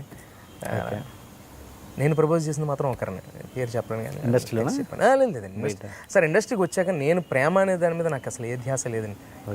లోపల ఉన్నా నాకు అలా తగలే, ఏవి అంత సిచ్యువేషన్ నాకు రాలే. ఓకే నన్ను ఇష్టపడిన వాళ్ళని గౌరవిస్తూ అంతే ఫ్రెండ్స్గానే చేసుకుని ఇప్పటికి వాళ్ళకి ఫోన్ చేస్తూ అంతే ప్రేమగా ఉంటారు నాతో. ఓకే వాళ్ళకి నా సిచ్యువేషన్ చెప్పాను, అర్థం చేసుకున్నారు వాళ్ళు. ఇద్దరు ముగ్గురు ప్రపోజ్ చేస్తే రిజెక్ట్ చేశారా తను? రిజెక్ట్ చేయలేదండి, అదే అంటున్నాను కదండి. నేను రిజెక్ట్ చేసేంత ప్రేమ రిజెక్ట్ చేయడం అనేది ఎక్కడ అది బిలీవ్ చేయక్కర్లేదు ఎవరు చెప్పినా. మనవరం రిజెక్ట్ చేయడం నా సిచ్యువేషన్ చెప్పానండి నేను. నా ఏం నాకు పలానా టైం వరకు పెళ్లి చేసుకుని అంతవరకు వాళ్ళు ఎందుకు ఆగాలి, ఎందుకు ఆగుతారు అసలు ఆడపిల్లలు. ఓకే ఫస్ట్ సినిమా జోష్ కంటే ఫస్ట్ డైలాగ్ చెప్పింది మగధీర. మగధీర మగధీర కదా, తర్వాత జోష్. జోష్ ఓకే. మగధీర కంటే ముందు డైలాగ్ లేని క్యారెక్టర్స్ చాలా చేసినట్టు, ఒక విచిత్రం అలాంటి చేశారు కదా. సుమంత్ గారు. సో అలా చేసే క్రమంలో అంటే ఆల్మోస్ట్ దాని ఏమనాలి, ఒక జూనియర్ ఆర్టిస్ట్ టైప్ వేసాలనుకోవచ్చా లేకపోతే అంటే జూనియర్ ఆర్టిస్ట్ మనకు దొరికిన అవకాశం అదే అంతే. అలా చేస్తుండడంలో ఒక ఇప్పుడున్నంత గౌరవం అప్పుడు డెఫినెట్గా ఉండదు. అప్పుడు ఏది మేనేజర్స్ దగ్గర కావచ్చు, లేకపోతే ప్రొడక్షన్లో కావచ్చు, ఈవెన్ ప్రొడక్షన్ మామూలు వాళ్ళ దగ్గర కూడా కావచ్చు, ఎదురే సమస్య ఉండదు. సో ఆ టైంలో అవకాశాల కోసం తిరుగుతున్నప్పుడు పడ్డ అవమానాలు ఏంటి? అవమానాలు ఏమైనా ఉన్నాయా అసలు? ఉన్నాయండి అవమానాలు. అంటే నిజంగా అంటే గుర్తు లేకపోతే అవమానాలు కావేమో మరి. అందుకని నేనేమంటానంటే అమౌంట్ దగ్గరను లేకపోతే ఇంకో చోటను అవకాశం దగ్గర అంటే నువ్వేం చేస్తావులే అని అనేలా ఎప్పుడు అనిపించుకోలేదండి. అది ఎందుకు ఉండేది, ఎందుకంటే నేను సెట్లో పెర్ఫామ్ చేసేవాడిని. నేను మీకు చెప్తున్నాను కదా, పూరిజనాథ్ గారు ఇంటి వాచ్మెన్ కనబడితే వాడి ముందు యాక్ట్ చేసేవాడిని. నాకు అంత నేను మామూలుగా వాళ్ళంటే ఎగ్జైట్మెంట్ ఉండేది నాకు యాక్టింగ్ పట్ల. ఇప్పటికీ అది ఉంది, కంట్రోల్గా ఉంది. ఎందుకంటే సక్సెస్ వచ్చిందని తగ్గిపోవడం కాదు, దాన్ని ఎలా ఈఎంఐలో వాడాలో అలా వాడుతున్నాను అనమాట ఇన్స్టాల్మెంట్లో. అంత ప్యాషన్ ఉంది కాబట్టి ఇలా ఉన్నానండి. ఉన్నాయండి అవమానాలు ఉన్నాయి, చిన్న చిన్నగా ఉంటాయి. అదేంటంటే లొకేషన్కి డైలాగ్ కోసం వెయిట్ చేస్తే దుబ్బుతావంటే ఎప్పుడే డైలాగ్ అని చెప్పని అన్నావు, లేకపోతే ఏంటి నువ్వు పెద్ద అంటే ఆన్ సెట్లో ఉండు ఇంకొక నీకు డైలాగ్ అంటే ఇప్పటికిప్పుడు ఏంటి క్రియేట్ చేస్తాం, నువ్వు ఏం చేసావు, నేను ఎలా నమ్ముతాం, ఇప్పటికిప్పుడు డైలాగ్ ఎలా రాస్తావు అన్నట్టుగా కొన్ని జరిగాయి. సినిమాల పేర్లు చెప్తే కూడా డైరెక్షన్ డిపార్ట్మెంట్ బాధపడతారు కదా అట్లా. కానీ ఎవరైతే అన్నారో వాళ్ళందరూ ఇప్పుడు కొంతమంది అసోసియేట్స్ అయిన వాళ్ళు ఉన్నారు, కోఆర్డినేటర్స్, వాళ్ళందరూ కూడా నాకు తెలిసి రావు అప్పట్లో కామన్ డైలాగ్ చాలా జరిగాయి సార్. అవి అయితే చాలా జరిగి అలాంటి వాళ్ళ సినిమాలు పెద్ద సినిమాలు కూడా చేశాను. ఓకే ఓకే అంటే ఇలాంటి ఓకే అలాంటి అవమానాలు కాకుండా ట్రీట్మెంట్లో తేడాలు ఉంటాయిగా. ఇప్పుడు జోష్ రవికి ఇచ్చే ట్రీట్మెంట్ వేరు, అప్పుడు 100% ఉన్నాయండి. అంటే ఎట్లా బాధపడ్డ సంఘటనలు అంటే అరే ఏంట్రా మనకు కూడా. ఒకసారి కలేజా షూటింగ్లో అన్నం తిన్నాక వెళ్తున్నప్పుడు ప్రొడక్షన్ అతను అన్నాడు, నువ్వేంట్రా ఇక్కడ ఇలా అటు వెళ్ళు మామూలుగా వెళ్ళు అని చెప్పని ఆ ప్రొడక్షన్ చీఫ్ వాళ్ళని పిలిచి ఈయన ఇక్కడ రావద్దని చెప్పి అలా ఈ ఆర్టిస్టులు అందరూ అటుపక్క, పెద్ద పెద్ద ఆర్టిస్టులు అందరూ ఇటుపక్క అని చెప్పానంటే అప్పుడు బాధ అనిపించింది. ఒకసారి కన్సర్న్లో తిప్పుకుంటూ పక్కకి అన్నం తినలేదు ఆ రోజు, తిప్పుకుంటూ కూర్చున్నాను అనమాట. ఆ రోజు త్రివిక్రమ్ గారు పిలిచి అంటే ఆయనకి నేను అస్సలు నేను ఎప్పుడు ఎవరితో లొకేషన్లో మేనేజర్ వాళ్ళ ఇబ్బంది అయిందని ప్రొడ్యూసర్ గారికి, డైరెక్టర్ గారు వాళ్ళ ఏదో ఇబ్బంది అయిందని ఎవరికో అలా ఎప్పుడూ నేను కంప్లైంట్లు ఇవ్వలేదండి. అది సంస్కారం కాదు, నేను అలా ఇవ్వలేదు. నేను నాకు రాంగ్ రైట్ చెప్తున్నాను కదా, మామూలుగా హర్ష గారు జరిగిన అలాంటి పెద్ద సిచ్యువేషన్లో నాకు నేమ్ ఉన్నప్పుడు కూడా నేను ఎప్పుడు బిహేవ్ చేయలేదు. ఓకే నాకు ఎప్పుడో మంచి పేరు ఉంది, రవి డౌన్ టు ఎర్త్ ఉంటాడు, తన పని తను చేసుకుంటాడు అనేదే ఉంది. అప్పుడు అలాగే ఉన్నానండి, అప్పుడు ఇంకా జాగ్రత్తగా ఉన్నానండి. ఎందుకంటే నన్ను అన్నా కూడా నేనేంటో వాళ్ళకి తెలియదు కదా, తెలిస్తే ఏదో రోజైనా ఫీలింగ్ లోపల ఉండేది, ఆ పొగరు ఉండేది. ఓకే ఓకే ఉందరా మీ అందరికీ ఉందరా అనుకున్నట్టు ఉండేది. నాకు చాలా ఇష్టం ప్రకాష్ రాజ్ గారు సిచ్యువేషన్, ఏదో ఇబ్బందులు ఎదురైతే తెలియని ట్రైన్ ఎక్కుతూ మీరు నా కోసం వెయిట్ చేసే రోజులు వస్తాయని చెప్పి వెళ్ళారండి ఆయన. ఎవరు చెప్పడమే నిజంగా జరిగింది కదా సార్, అది జరుగుతోంది కదా. నాట్ ఓన్లీ తెలుగు, తమిళ, మలయాళ, కన్నడ, హిందీ, భోజ్పురి, బెంగాలీ ఒకటి కాదు కదండి. ఏ సందర్భంలో అన్నాడు ఆయన? ఆయన స్ట్రగులింగ్ టైంలో అండి, అంటే ఇరువరకు ముందేమో ఉంటాయి కదా సార్ అదే. కానీ మన కళతో మనం చూడలేదు తెలియదు, బట్ ఇది నిజం, ఇది పెద్దవాళ్ళు చెప్పింది. అది ఒకటి ఆయన అడగలు ఎప్పుడైనా కుదిరితే. ఇంతకేంటి త్రివిక్రమ్ గారు పిలిచేయమన్నారు? దీని గురించి ఏం కాదండి, అలా బాధపడుతున్నాను. త్రివిక్రమ్ గారు నేను శివుడి మీద రాసింది భరణి గారు చెప్పారు. Not only is an actor, is a good writer also అని చెప్తే బేసికల్గా ఆయన ఇంకా ఆయన వేరు కదా, ఆయన రైటర్ కానీ ఆయన మామూలుగా ఆర్టిస్ట్గా కూడా ఒక యాజ్ ఎ పర్సన్గా నన్ను జోష్ చూశారు. ఆయన జోష్ చూసి ఆ సినిమాలో నీ క్యారెక్టర్ నాకు బాగా గుర్తుందయా, నువ్వు చాలా బాగా చేసావు అని చెప్పని శేషు అని పిలిచారు, కోడైరెక్టర్ గారు శేషు అని. ఇతన్ని పూణె తీసుకురండి అన్నారు. అలా ఆఫీస్లో ఉంటే వచ్చి కాలేజీ షూటింగ్కి వెళ్ళాను. అలా వెళ్ళాను. అక్కడికి వెళ్ళిన తర్వాత 4 రోజుల తర్వాత ఆ భోజనం తింటున్నప్పుడు అపవాదం ఎదురైంది, బాధ అనిపించింది.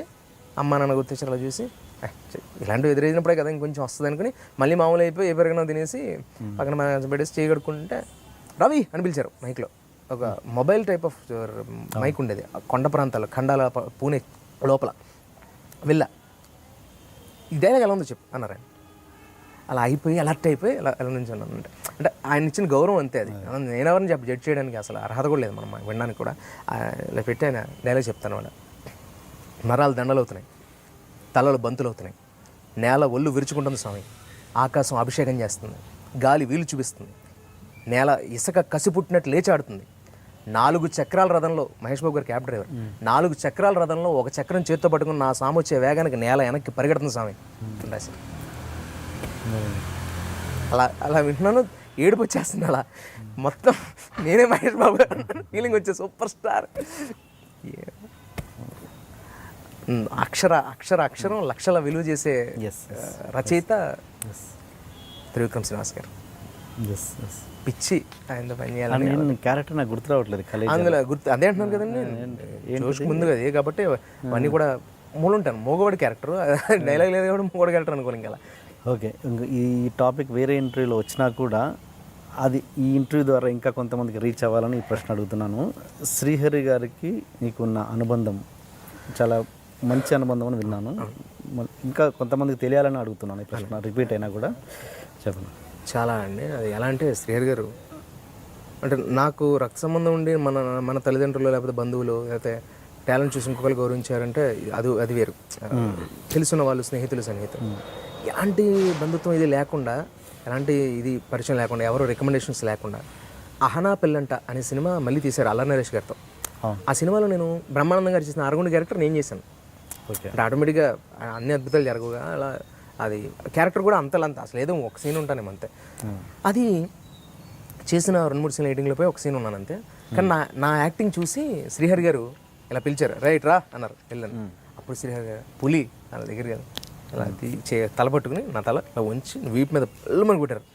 అలా లేచాను, కళ్ళు అలా అన్నాను, రాజముద్ర పడింది, రేపటి నుంచి ఇంటికి రావాలి నువ్వు అన్నారు. అంటే హ్యాపీ అనిపిస్తుంది వెంటనే. ఒకప్పుడు వేణుమాధవ్ గారిని అలా ప్రేమించారట సిట్లో ఆయన. తర్వాత నాకు నువ్వంటే అంత ఇష్టం. అలాగే ఇంకొక కమెడియన్ గారు శివారెడ్డి గారు అలా చాలామందిని ఆయన అంతే గౌరవించారని చెప్పారు ఆయన.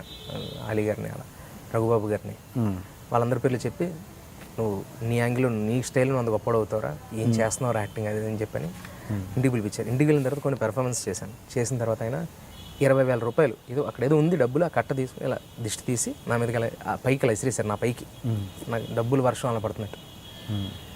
అలా ఒళ్ళు గగురు పుడిచింది సార్ అసలు. నా కంటి ముందు ఆయన ఎన్నో 100 మందికి సహాయం చేయడం చూశాను నేను. 100 మంది కంటే 100 మందికి సహాయం చేయడం చూశాను నేను. ఆగస్టు 15 ఆయన బర్త్డే.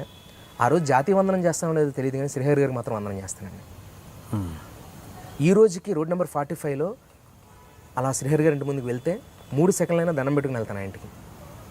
నాకు అలా అన్నం పెట్టారు ఆయన. నేను పిల్లని లేని జీవితం ఆయన వల్ల చేశాను. రవికుమార్ చౌదరి గారిని పిలిపించి ఆర్టిస్ట్, సూపర్ ఆర్టిస్ట్ అని చెప్పండి, పెట్టుకో. బలుపు సినిమా గోపిచంద్ మల్లేని గారిని పెట్టుకో, అలా చేశాను. ఎవరు చెప్తారు సార్ అలా? ఆయన సహాయం చేయడం అంటే ఎలాంటే ఆయన బోలాశంకర్ అండి. ఆయన నాకు శివుడే. అలా నాకు ఆయన పడిపోవడం అనేది నా జీవితంలో ఒక సక్సెస్ అనే ప్రహరీ కూడా కూలిపోయినట్టు. ఎవరికి అంత గొప్ప బాండింగ్ దొరకదు నాకు. తెల్లవారుజామున 3 గంటల వరకు షటిల్ ఆడుకునే వాళ్ళం ఆయన. నేను భోజ్పురి పంజాబీ యాక్టర్స్ని ఇమిటేట్ చేసేవాళ్ళం నేను. ఆయన శాంతమ్మ వదిన అన్నం పెట్టి మాకు. ఆయన బర్త్డే రోజు ఆగస్టు 15 రోజు అందరూ అన్నం తింటుంటే కొన్ని 100 మంది ఎమ్మెల్యేలు, ఎంపీలు ఉంటే ఆయన రేంజ్ అంతా అసలు ఆయన ఉంటే పబ్లిక్ అందరూ రవేడు ఉన్నాడు, రవికి ఆవగంటే ఇష్టం, వాడు ప్యూర్ వెజ్ వాడు. ఏడుపు వచ్చేసేది సార్. పక్కకి వెళ్ళి ఏడిచి కళ్ళు తుడుచుకుని వచ్చి తినేవాడిని వెళ్ళాను. ప్రేమ తట్టుకోలేకపోయాడు. అంత ప్రేమించారు నన్ను. అంతే గౌరవంగా నేను కూడా లేదన్నా వాళ్ళ ఇంటికి వెళ్ళిపోతానని అంటే, రే 7 నందులు రా అని అన్న, ఇంటికి వెళ్ళిపోతానని, రే 7 నందులు అని. ఎవరికి అర్థమైంది 7 నందులు అంటున్నారంటే? నాకు ఆయనకి తెలుసు ఏంటంటే, నా దగ్గర నటించుకు 7 నందులు సంపాదించాను, నీకేం పని లేదని తెలిసి ఇంటికడే ఉండవు అని. నా దగ్గర నటించుకు 7 నందులు సంపాదించాను నేను, కూర్చో, నా ముందు కూర్చోవాలి నువ్వు, నేను పడుకున్నప్పుడే నువ్వు ఇంటికి వెళ్ళాలి. భోజనం నేను అన్నం తింటప్పుడు ఈ చిటికిన వేళ నాకు నోటికి వెళ్ళదు. అంటే నాకేదో సమ్ హ్యాబిట్, అలా గమ్మని ఇలా వెళ్ళదు. ఇలా తింటుంటే తప్పని చేతి మీద కొట్టి, అరే అన్నం అలా తినకూడదు, ఇలా తినాలని కలిపెట్టాను. అంత ప్రాణం ఆయన. బాలానగర్ నుంచి అక్కడి నుంచి ఇక్కడి నుంచి ఎవరైనా వస్తే డబ్బు కట్టాలి అలా ఇవ్వడం చూశాను నేను. అక్కడ పైప్ లైన్ పని చేయట్లేదని ఇబ్బంది, ఎవరో ప్లేట్లెట్స్ పడిపోయాను, ఎవరో సమ్ బ్లడ్ బ్యాంక్ వెళ్తే ఇండస్ట్రీ కోల్పోయింది ఒక గొప్ప మనిషి. అలాంటి వ్యక్తి, అలాంటి దేవుడు. ఆయన దగ్గర నాకు డైరెక్టర్ బాబీ గారు పరిచయం, is great writer. After that ఇప్పుడు ఆయన డైరెక్టర్ జైలు అవకుశ గొప్ప గొప్ప సినిమాలు తీశారు. ఆ అన్నయ్య నాకు అక్కడ బాబీ గారు పరిచయం. ఆయన అలాగే ఫైట్ మాస్టర్ విజయ్ గారు, రవికుమార్ చౌదరి గారు, అందరూ అక్కడ అలా పరిచయం అనమాట. చాలా గొప్ప వ్యక్తి శ్రీహరి గారు. అలా ప్రతి అనుబంధం అలా నాకు శ్రీహరి గారితో అంత అనుబంధం ఉంది. ఏ రిలేషను. ఆయన చనిపోయిన రోజున ఏంటి పర్ఫెక్ట్ ఫీలింగ్ అంటే అంటే బాధ ఉంటుంది, ఇలాగ ఉంటుంది, అప్పుడు కరెక్ట్ ఫీలింగ్ ఏంటి? నేను చనిపోయినప్పుడు మామూలుగా ఇంటికి వెళ్ళానండి, చూడాలనిపించింది. అది యాక్చువల్గా ఆయన చనిపోకపోయి ఉంటే నేను బాంబే ప్రభుదేవ గారి దగ్గరికి తీసుకెళ్దాం అనుకున్నారు 3 రోజుల తర్వాత.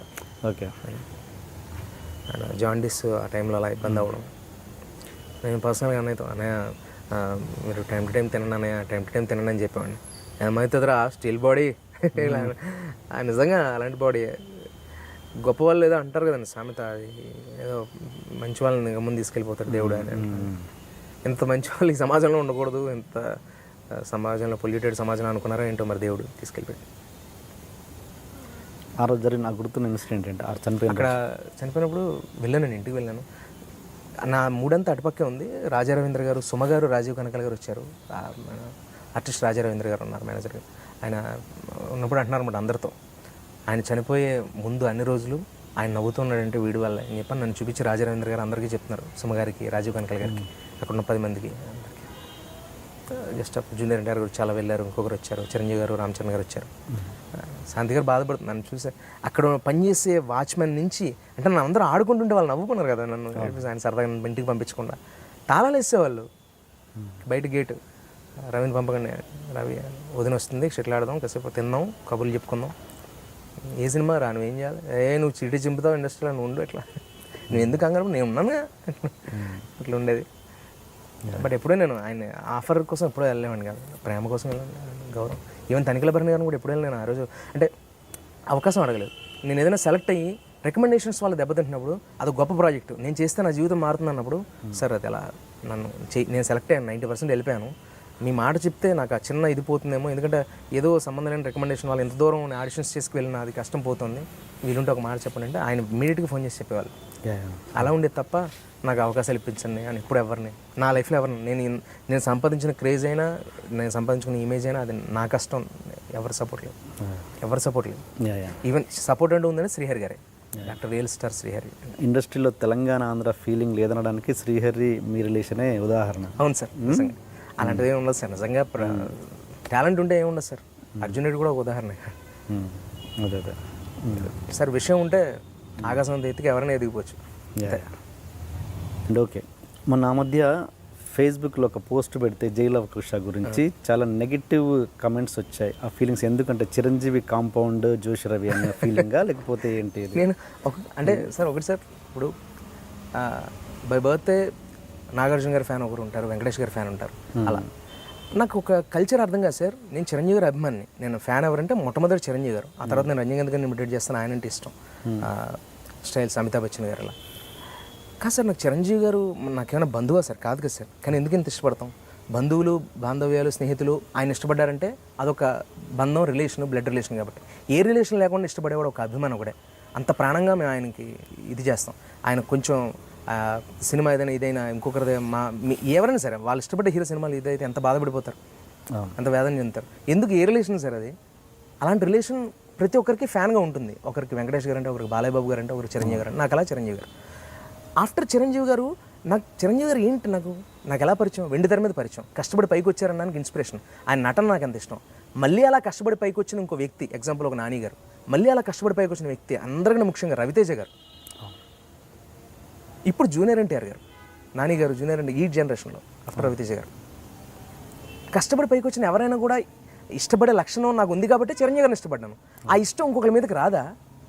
నువ్వు మీ అమ్మగారిని ఇష్టపడుతున్నావు, నీ ఫ్రెండ్ మదర్ వస్తే అంత గౌరవం ఇవ్వవా నువ్వు? మరి అంటే ఇప్పుడు పక్క హీరోని ఎందుకు గౌరవం ఇవ్వవు? ఆ సంస్కారం నీకు ఎందుకు లేదు?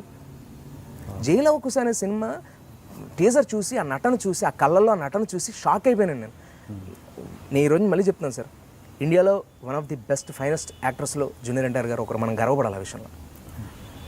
అలాంటి ఆర్టిస్ట్ అసలు మనం అసలు తొడగొట్టి చెప్పచ్చు, అంత గొప్ప ఆర్టిస్ట్ మనకు దొరికినందుకు. అప్పట్లో నందమూరి తారక రామారావు గారు, చిరంజీవి గారు, జూనియర్ ఎన్టీఆర్ గారు, ఇంకా చాలామంది మధ్యలో కూడా గొప్ప గొప్ప వాళ్ళు చాలామంది ఉన్నారు. అంటే పేర్లు టక్ టక్ చెప్పే స్థాయి నాకు లేదు కాబట్టి ఫేస్బుక్లో నేను పెట్టిన పోస్ట్ జైలు అవ్వకూసా టీజర్ చూసి ఏ నటన సార్ మీది, ఇలాంటి వ్యక్తి అసలు మనం గర్వంగా చెప్పుకోవచ్చు ఇండియాలో ఇండియన్ టాప్ మోస్ట్ ఇండియాలోనే వన్ ఆఫ్ ది బెస్ట్ యాక్టర్స్లో 10 మెంబర్స్లో ఇస్తే జూనియర్ ఎన్టీఆర్ తెలుగు నుంచి ఏకగ్రీవంగా ఎన్నికయ్యే అంత గొప్ప నటుడు ఆయన అని చెప్పని నా ఫీలింగ్, నాకు ఎంత ఇష్టం. అందుకే జైలు అవకాశాలు ఒక సీన్ అన్నా చేసా సరే, అది 80లో 90% పోయించాను, కొంచెం మిగిలింది, అది నేను చాలా బాధ పెట్టింది. అది ఏదో కొంచెం ఉందన్నారు, బట్ అది కమ్యూనికేషన్ ఎవరు రాంగ్ కాదు, అది మళ్ళీ దానికి మనం నెగిటివ్గా తీసుకోకర్లే. నేను జూనియర్ ఎన్టీఆర్ గారితో కానీ లేకపోతే ఏ వెంకటేష్ గారికి నాగార్జున గారికి పోస్ట్ పెడితే అలా ఫీల్ అయితే అందరూ అలా ఫీల్ అవ్వరు. ఫస్ట్ టైం జరిగింది అలా షాక్ అయినాను నేను. ఒక కాంపౌండ్ ఏంటి సార్, ఒక ఆర్టిస్ట్, నేను పర్సనల్గా నాకు చిరంజీవి గారు ఇష్టం, మీకు పర్సనల్గా రజనీకాంత్ గారు ఇష్టం, ఇంకొకరికి మహేష్ బాబు గారి ఇష్టం. ఎవరి ఇష్టాలే, వాళ్ళ మీద ఇష్టం ఉన్నంత మాత్రం ఇంకొకరిని ప్రేమించకూడదనే సంస్కారం ఎక్కడి నుంచి వచ్చిందో ఫ్యాన్స్ కానీ కదా అర్థం కాదు. అలాంటి ఫ్యాన్స్ అంటే వాళ్ళ ఫ్యాన్స్ కాదు, అసలు చిరంజీవి గారు అంటారు ఆయన ప్రతి ఒక్కరిని. మరి అలా అయితే బాహుబలి అంత గొప్ప సినిమా, మైక్ పట్టుకుని చిరంజీవి గారు కానీ రజనీకాంత్ గారు కానీ ఎక్కడ ఉన్న మోహన్ లాల్ గారు కానీ ఇక్కడ ఉన్న ఇంకొకరు కానీ ఈవెన్ జూనియర్ ఎన్టీఆర్ గారు కానీ ప్రభాస్ గారిని పొగుడుతున్నారు. మరి అలాంటప్పుడు నువ్వు జూనియర్ ఎన్టీఆర్ గారి ఫ్యాన్ అయిన నువ్వు బాహుబలిని పొగడవా? ప్రభాస్ గారి ఫ్యాన్ అయిన నువ్వు జైలు అవకాశం పొగడవా? చిరంజీవి గారు 150 రిలీజ్ అయితే ఏంటి ఆయన ఈ టైంలో ఆయన వచ్చి మళ్ళీ 10 సంవత్సరాల తర్వాత ఇంకా చీరలా ఖాళీగా ఉన్న ఆయన కొట్టిన షాక్కి మబ్బిడిపోయింది అసలు. ఖైదీ నెంబర్ 50 చూస్తే ఆయన డ్యాన్సులు ఏంటి సార్ అసలు, ఎక్కడ క్రేజ్ తగ్గకుండా అంత గ్యాప్ ఇచ్చి పైగా. ఇదంతా ఎక్కడి నుంచి వచ్చింది సార్, ఈ ప్రేమ అంతా ఎక్కడి నుంచి వచ్చింది? వాళ్ళు టాలెంటెడ్స్ కాబట్టి మనం అంత ప్రేమిస్తాం వాళ్ళని. అలాంటి టాలెంటెడ్ ఇంకొకరు ఎవరైనా పెద్దవాళ్ళు కనిపిస్తే ప్రేమించగలగాలి. అంటే నువ్వు చిరంజీవి గారి ఫ్యాన్, నువ్వు ఎలా జూనియర్ ఎన్టీఆర్ గారిని పొగుడుతావు, అది వాళ్ళకుందేమో కుసంస్కారం. నెగిటివ్ కామెంట్స్ ఏమి ఉంటాయి కదా సార్, వల్గర్ లాంగ్వేజ్ ఉంటే అది ఏదో అనుకున్నారు వాళ్ళు, పట్టించుకోవాలి. నా అడ్మిన్ చెప్పాడు బేసికల్గా ఒక నెల క్రితం వరకు నేను డైరెక్ట్ ఉండేవాడిని, నాకు తెలియదు ఇది. నా అడ్మిన్ చెప్పి సార్ మీరు గమ్ముకుని ఫీల్ అవుతారు, నేనేం ఫీల్ అవ్వను. సోషల్ వెబ్సైట్లో హరీష్ శంకర్ గారు ఒక మాట అన్నారండి, నాకు చాలా ఇష్టం. ఆయన కూడా అలాంటి కామెంట్స్ ఏవో వేరే విధంగా ఏదో ఉండొచ్చు. సోషల్ వెబ్సైట్లో ఏముంది సార్, మనిషి తెలియదు కాబట్టి ఎలా మాట్లాడచ్చు. నీకు నెట్ అలా పనిచేస్తుందో ఎదుటి వాడికి కూడా నెట్ అలాగే పనిచేస్తుంది, కానీ బ్రెయిన్ అలా పనిచేయాలి. అదే పోస్ట్ కూడా పెట్టగలడు. నువ్వు పెట్టే టెక్స్ట్కి కానీ పెట్టే స్విచ్చెస్కి కానీ అరే తప్పు పెడుతున్నావు అవేం చెప్పవు. నువ్వు గొప్పగా పెట్టినా కూడా అవే మాట్లాడవు, ఓకేనా? ఎదుటివాడు కూడా అలాగే పనిచేస్తుందని గుర్తుపెట్టుకో. అలా పెట్టాలంటే సంస్కారం అనేది నీకు మనసులో నీ మనస్సాక్షిగా ఉండాలి. అది ఉన్నంతకాలం అంత హెల్తీగానే ఉంటుంది. ప్రతి హీరో అంతకుముందు ఉండే సార్, ఆయన అన్నారు హరిశంకర్ గారు ఒక ఇంటర్వ్యూలోనే ఎక్కడో, ఇంకొకరి సినిమా ఫ్లాప్ అయితే ఫ్యాన్స్ వచ్చి రే మీ ఓడి సినిమా ఇప్పుడు ఫ్లాప్ అయిందా, పర్లేదురా నెక్స్ట్ టైం హిట్ అవుతుంది, ఎందుకు కంగారు పడుతున్నారు, మా ఓడిది హిట్ పార్టీ ఇస్తున్నాను రండి అని చెప్పని పార్టీ ఇచ్చి నెక్స్ట్ సినిమా వాళ్ళు రిలీజ్ అయితే వీళ్ళు ఫస్ట్ టికెట్స్ వాళ్ళకి తీసి పంపించేవాళ్ళు. ఇంత గొప్ప హెల్తీ కల్చర్ ఖచ్చితంగా ఉంది మా ఏరియాలో అయితే. నేను అలాంటి ఏరియా నుంచి వచ్చాను, నేను గోదావరి జిల్లాలో నుంచి. ఒక బ్యానర్ కూడా ఇంకో బ్యానర్ కట్టు పెద్దది, మీ వాడు పాలాభిషేకం చేస్తే నువ్వు పూలాభిషేకాలు చేయి, ఏదైనా చెయ్యి, ఇది ఉండొచ్చు. మా సినిమా మా హీరోనే అనేది కూడా తప్పు కాదు, కానీ ఇంకొక హీరోని కామెంట్ చేసేది ఏంటంటున్నా, వాళ్ళు స్టార్సే, వాళ్ళు హీరోలే. ఎవరు కష్టపడకుండా ఎవరు స్టార్స్ రారు, వాళ్ళకంటే అభిమానులు పోగు చేసుకోలేరు. ఒక మనిషిని సంపాదించుకోవడం ఎంత కష్టం సార్, ప్రేమ సంపాదించుకోవడం చాలా కష్టం. అలా ప్రేమ సంపాదించుకున్న ప్రతి ఆర్టిస్టు గొప్ప వ్యక్తి. ఆ సంస్కారం లేని వాళ్ళు ఎవరు మాటలు I don't care about that. But నేను క్లారిటీ ఇస్తున్నాను. అలాంటి నాకు జూనియర్ ఎన్టీఆర్ అంటే చాలా ఇష్టం. ఆఫ్టర్ చిరంజీవి గారు, రజనీకాంత్ గారు, వీళ్ళందరూ తర్వాత అమితాబ్ గారు, వాళ్ళ పెద్దవాళ్ళ తర్వాత నేను ఎంత ఇష్టపడతానంటే రవితేజ గారిని, అసలు ఏం కష్టం సార్ అది, ఇంకో జన్మ ఎత్తాలి సార్. ఎవరన్నా ఇంటర్వ్యూ స్టార్ట్ అయ్యేటప్పుడు ఇంటర్వ్యూ ఎందుకు దీనికోసం మీ ప్రస్థానం ఎలా మొదలైందని అక్కడ అయిపోద్ది. ప్రస్థానమా, అరగంట మాట్లాడడానికి ఏం మాట్లాడాలో, జీవితంలో ఏం జరిగాయి కూడా గుర్తించుకోవాల్సిన కర్మ ఏర్పడిన నా జీవితానికి 40 సినిమాలు చేశానా 70 చేశాను మరి తెలియదండి. ఒకసారి లెక్క పెడితే 78 వస్తున్నాయి. అవేంటో పనికిరాని అందులో 60 ఉండొచ్చు, పనికి వచ్చే 10 ఉండుంటాయి నా లైఫ్లో. ఆ 10 కూడా నేనైతే హ్యాపీగా జోష్రావు ఆర్టిస్ట్గా ఏంటి మీలో ఎవరు కూడా చూడండి అని చెప్తాను తప్ప నేను ఇంకేం చెప్పను. అంటే ఇంకేం సినిమాలు కాదు ఆ డైరెక్టర్స్ని నాకు అవకాశాలు ఇచ్చిన వాళ్ళు కాదని కాదు, నాకు సంతృప్తి చెందిన నా పర్సనల్ ఫీలింగ్ చెప్తున్నాను. ఆఫ్టర్ దట్ గుండె జరగాలంతైంది. అదే ఇవన్నీ అవకాశాలే. కాకపోతే ఆర్టిస్ట్గా నేనంటూ ఇండస్ట్రీకి వచ్చినప్పుడు నుంచి ఎప్పటివరకు నేనేమనుకున్నా నాకు చేయలేకపోయాను సార్. అంత అద్భుతమైన అవకాశం నాకు రాలే. అంటే నమ్మివ్వాలంటే అంత బలం అవి రికమెండేషన్స్ అనో మరి బ్యాక్గ్రౌండ్ ఏంటో నాకు తెలియదు, కానీ దాని పేర్లు టాలెంట్ ఉంటే మాత్రం మరి నేను ఇప్పటివరకు రాగలిగానంటే అది నేను సంపాదించుకోలేనా? నాకు అర్థమైంది ఏంటంటే వస్తుంది, టైం పడుతుంది దేనికైనా. అదే మాట అన్నారు మీలో ఎవరు కూడా సార్లు చిరంజీవి గారు, నువ్వు అదే ఫైర్తో ఉన్నావు, నాకు అదే కానీ నేను అలా ఉండేవాడిని, అందరూ అలా ఉండాలి, కొత్త నీరు రావాలి. ఆయన అన్న మాటలు ఇవి అంత గొప్ప సంస్కారం సార్. ఆయన మెగాస్టార్ చిరంజీవి గారు ఆయన మాట్లాడుతుంటే అసలు ఈవెన్ పవన్ కళ్యాణ్ గారు కానీ మహేష్ బాబు గారు కానీ ఒక వ్యక్తిని గౌరవించే విధానం అది ఫ్యాన్స్లో ఎందుకు లేదంటాను నేను. ప్రతి హీరోని మీరు గౌరవించండి. మీ హీరోని గొప్ప అనుకోండి, అది ఎవరు కాదంటారు. నాకు చిరంజీవి గారు గొప్ప, కానీ ఇంకొకరిని గొప్ప కాదని నేను అన్ను. మీ ఫ్రెండ్స్ మదర్స్ని కూడా గౌరవిస్తారుగా. మీ అమ్మ గొప్పే, మీ ఫ్రెండ్ మదర్ గొప్పే కదా. అది ఆ కల్చర్ ఉండాలండి, అది లేకపోతే కష్టం. నాకు ఓవరాల్గా ఏంటంటే నేను చెప్పేది యాజ్ అన్ ఆర్టిస్ట్గా ఏదైనా కొత్త క్యారెక్టర్స్ చేయాలి, రెగ్యులర్ కామెడీ కాకుండా ఏదైనా చేయాలి అని చెప్పి నా తపన. అందుకోసం వెయిటింగ్. దానికోసం నేను కొన్ని క్యారెక్టర్స్ వదులుకుంటున్నాను, అదేం పర్వాలేదు. దాన్ని మీరు గ్యాప్ అనుకుని నేను ఏదో వెనకబడ్డాను మాత్రం అనుకోకండి. నేను చాలా హ్యాపీగా ఉన్నాను ఫైనాన్షియల్లీ, పర్సనల్లీ. వేరే అదర్ లాంగ్వేజెస్లో నాలా ఎవరు చేయలేదు ఇప్పుడు చాలా. అయితే తమిళ్, కన్నడ, ఓకే, హిందీ చేయలేకపోయాను బ్యాడ్లకి. అది సినిమా స్టార్ట్ చేయలేదు గుండెజారి. బోని కపూర్ గారు వాళ్ళు తీసుకున్నారు అప్పుడు రైట్స్, బట్ ఎప్పటివరకు అది కార్యరూపం దాల్చలేదు. ఓకే, ఓకే, అసలు రైటర్గా ఏవో ప్రయత్నిస్తున్నాను. ఓకే, అంటే డైరెక్ట్ చేసేయాలి, కథలు ఇచ్చేయాలి అలా కాదు, కానీ ఫస్ట్ రాస్తున్నా. నేను ఆర్టిస్ట్గా ప్రూవ్ చేసుకున్న తర్వాత ఖచ్చితంగా వాటికి ఏమైనా విలువ ఉందని ఎవరైనా అంటే బయటపెడతాను. ఓకే, ఇలాంటి వాళ్ళు. రైట్. ఓకే, ఫైనల్గా ఇంటర్వ్యూ ముగించేద్దాం. ఈ నా ప్రతి ఇంటర్వ్యూలో ఉండే రెగ్యులర్ క్వశ్చన్ ఏంటంటే లైఫ్లో, పర్సనల్ లైఫ్ కావచ్చు, ప్రొఫెషనల్ లైఫ్ కావచ్చు, దాంట్లో ఉన్న happiest moment and sad part, ఈ లైఫ్లో సాడ్ పార్ట్, అది ప్రొఫెషనల్ అవ్వచ్చు, పర్సనల్ అవ్వచ్చు, ఏదైనా ఉంటే షేర్ చేసుకున్నాను. Happiest moment not only professionally, personally కూడా చిరంజీవి గారితో మీలు ఎవరు కొడిస్తారు. ఓకే, నా జీవితంలో నేను మా అమ్మగారి గడుపులో పుట్టినప్పుడు ఎంత ఆనందపడ్డాను, బయటకు వచ్చి నేను చేసిన అచీవ్మెంట్, నేను అనుకున్నది సాధించాను, నా కోరిక బలం అవడం వల్ల నేను ఇష్టపడిన వాళ్ళని చేరుకోగలమని, నిజంగా ప్రేమ, లవ్లో జెన్యూనిటీ ఉంటే సాధించగలం అనిపించింది. Okay. And sad part, personal and professional. పర్సనల్గా మొన్న అమ్మ హెల్త్ బాగోకపోవడం, ఓకే, చాలా నరకం అనిపించాను. ఆఫర్స్ వదులుకున్నాను. హాస్పిటల్లో ఉన్నాం అప్పుడు, Eluru MLV Andhra hospital. But doctor చాలా గొప్ప వ్యక్తి, ఆయన వల్ల మళ్ళీ అమ్మ వెనక్కి దక్కారు. అంటే నార్మల్ వాళ్ళకి జరిగే సర్జరీ వేరు, మీకు చెప్పాను కదా మా అమ్మగారి పరిస్థితి. దాని ద్వారా మనిషి పక్కన లేకపోతే కష్టం. నేను ఒక్కడిని, నాకేం సిస్టర్స్, తమ్ముళ్ళు లేరు. ఫ్యామిలీలో ఉండొచ్చు కానీ అంటే ఆ టైంలో తోడుగా ఉండడానికి వాళ్ళు ఎక్కడ, వాళ్ళు బిజీలో వాళ్ళు. చేసే ప్రతి పనికి తోడుగా ఉండడానికి ఎవరు లేకపోతే మా అత్తయ్య, మావయ్య చెప్పాను కదండి, వాళ్ళు తోడుగా ఉన్నారనమాట ఆ టైంలో. వాళ్ళు కూడా లేకపోతే అసలు ఒక భరోసా లేదు జీవితానికి. బట్ ఆ టైంలో మాత్రం చాలా భయం వేసింది. మత్తిస్తారు కదా ముందు ఇచ్చినప్పుడు. మళ్ళీ ఆవిడ సర్జరీ అయిన తర్వాత కూలుకునే టైంలో గుండె ఆగిపోయింది.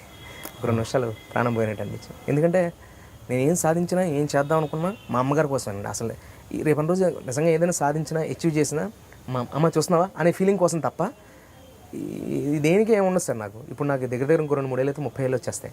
ఇంకొక 30 ఏళ్ళు అంటే 60 ఏళ్ళు బతుకుతాం కరెక్ట్గా. ఆ 30 ఏళ్ళ కోసం పడే ఆ తపన ఎవరికి సార్? అది ఏంటి? దానికోసం నెంబర్ 1 అయిపోవాలి, సాధించేయాలి. నాకు అసలు అలాంటిది ఏం లేదండి. ఒక రేంజ్ ఆఫ్ వైరాగ్యంలో బతుకుతాను నేను. నాకు రవి అంటే ఏదైనా చేయగలడు, రవి మంచి ఆర్టిస్ట్, ఏది ఇచ్చినా క్యారెక్టర్ చేయగలడు అనిపించుకోవాలని తప్ప వేరే ఆశ ధ్యాస ఏం లేవు. అసలు ఫైనాన్షియల్గా కూడా డబ్బు సంపాదించాలి అనే ఆశ అంత పెద్దగా ఏం లేదు. ఉన్నంతలో ఏదైనా చిన్న ఇల్లు కొనుక్కోవాలి, కారు కొనుక్కోవాలి, అలా హ్యాపీగానే ఉన్నాను. హ్యాపీ మూడ్లో ఉంటాను. ప్రొఫెషనల్గా సాడ్ మూమెంట్ అండి, హర్షవర్ధన్ గారితో మీరు చెప్పిన తర్వాత, నాకు ఇప్పటివరకు లేదు, మీరు చెప్పిన తర్వాత తెలిసింది హర్షవర్ధన్ గారితో. దేవుడు అనేవాడు ఉంటే ఆయన బ్రెయిన్కి మళ్ళీ పాత రవి ఏంటి, తను అలాగే ఉన్నాడు, నేను అపార్థం చేసుకున్నానని ఆయన తెలుసుకుంటారని నా నమ్మకం. ఆయన నిజంగా గొప్ప వ్యక్తి, నా తప్పేం లేదు. Okay, okay. And life philosophy?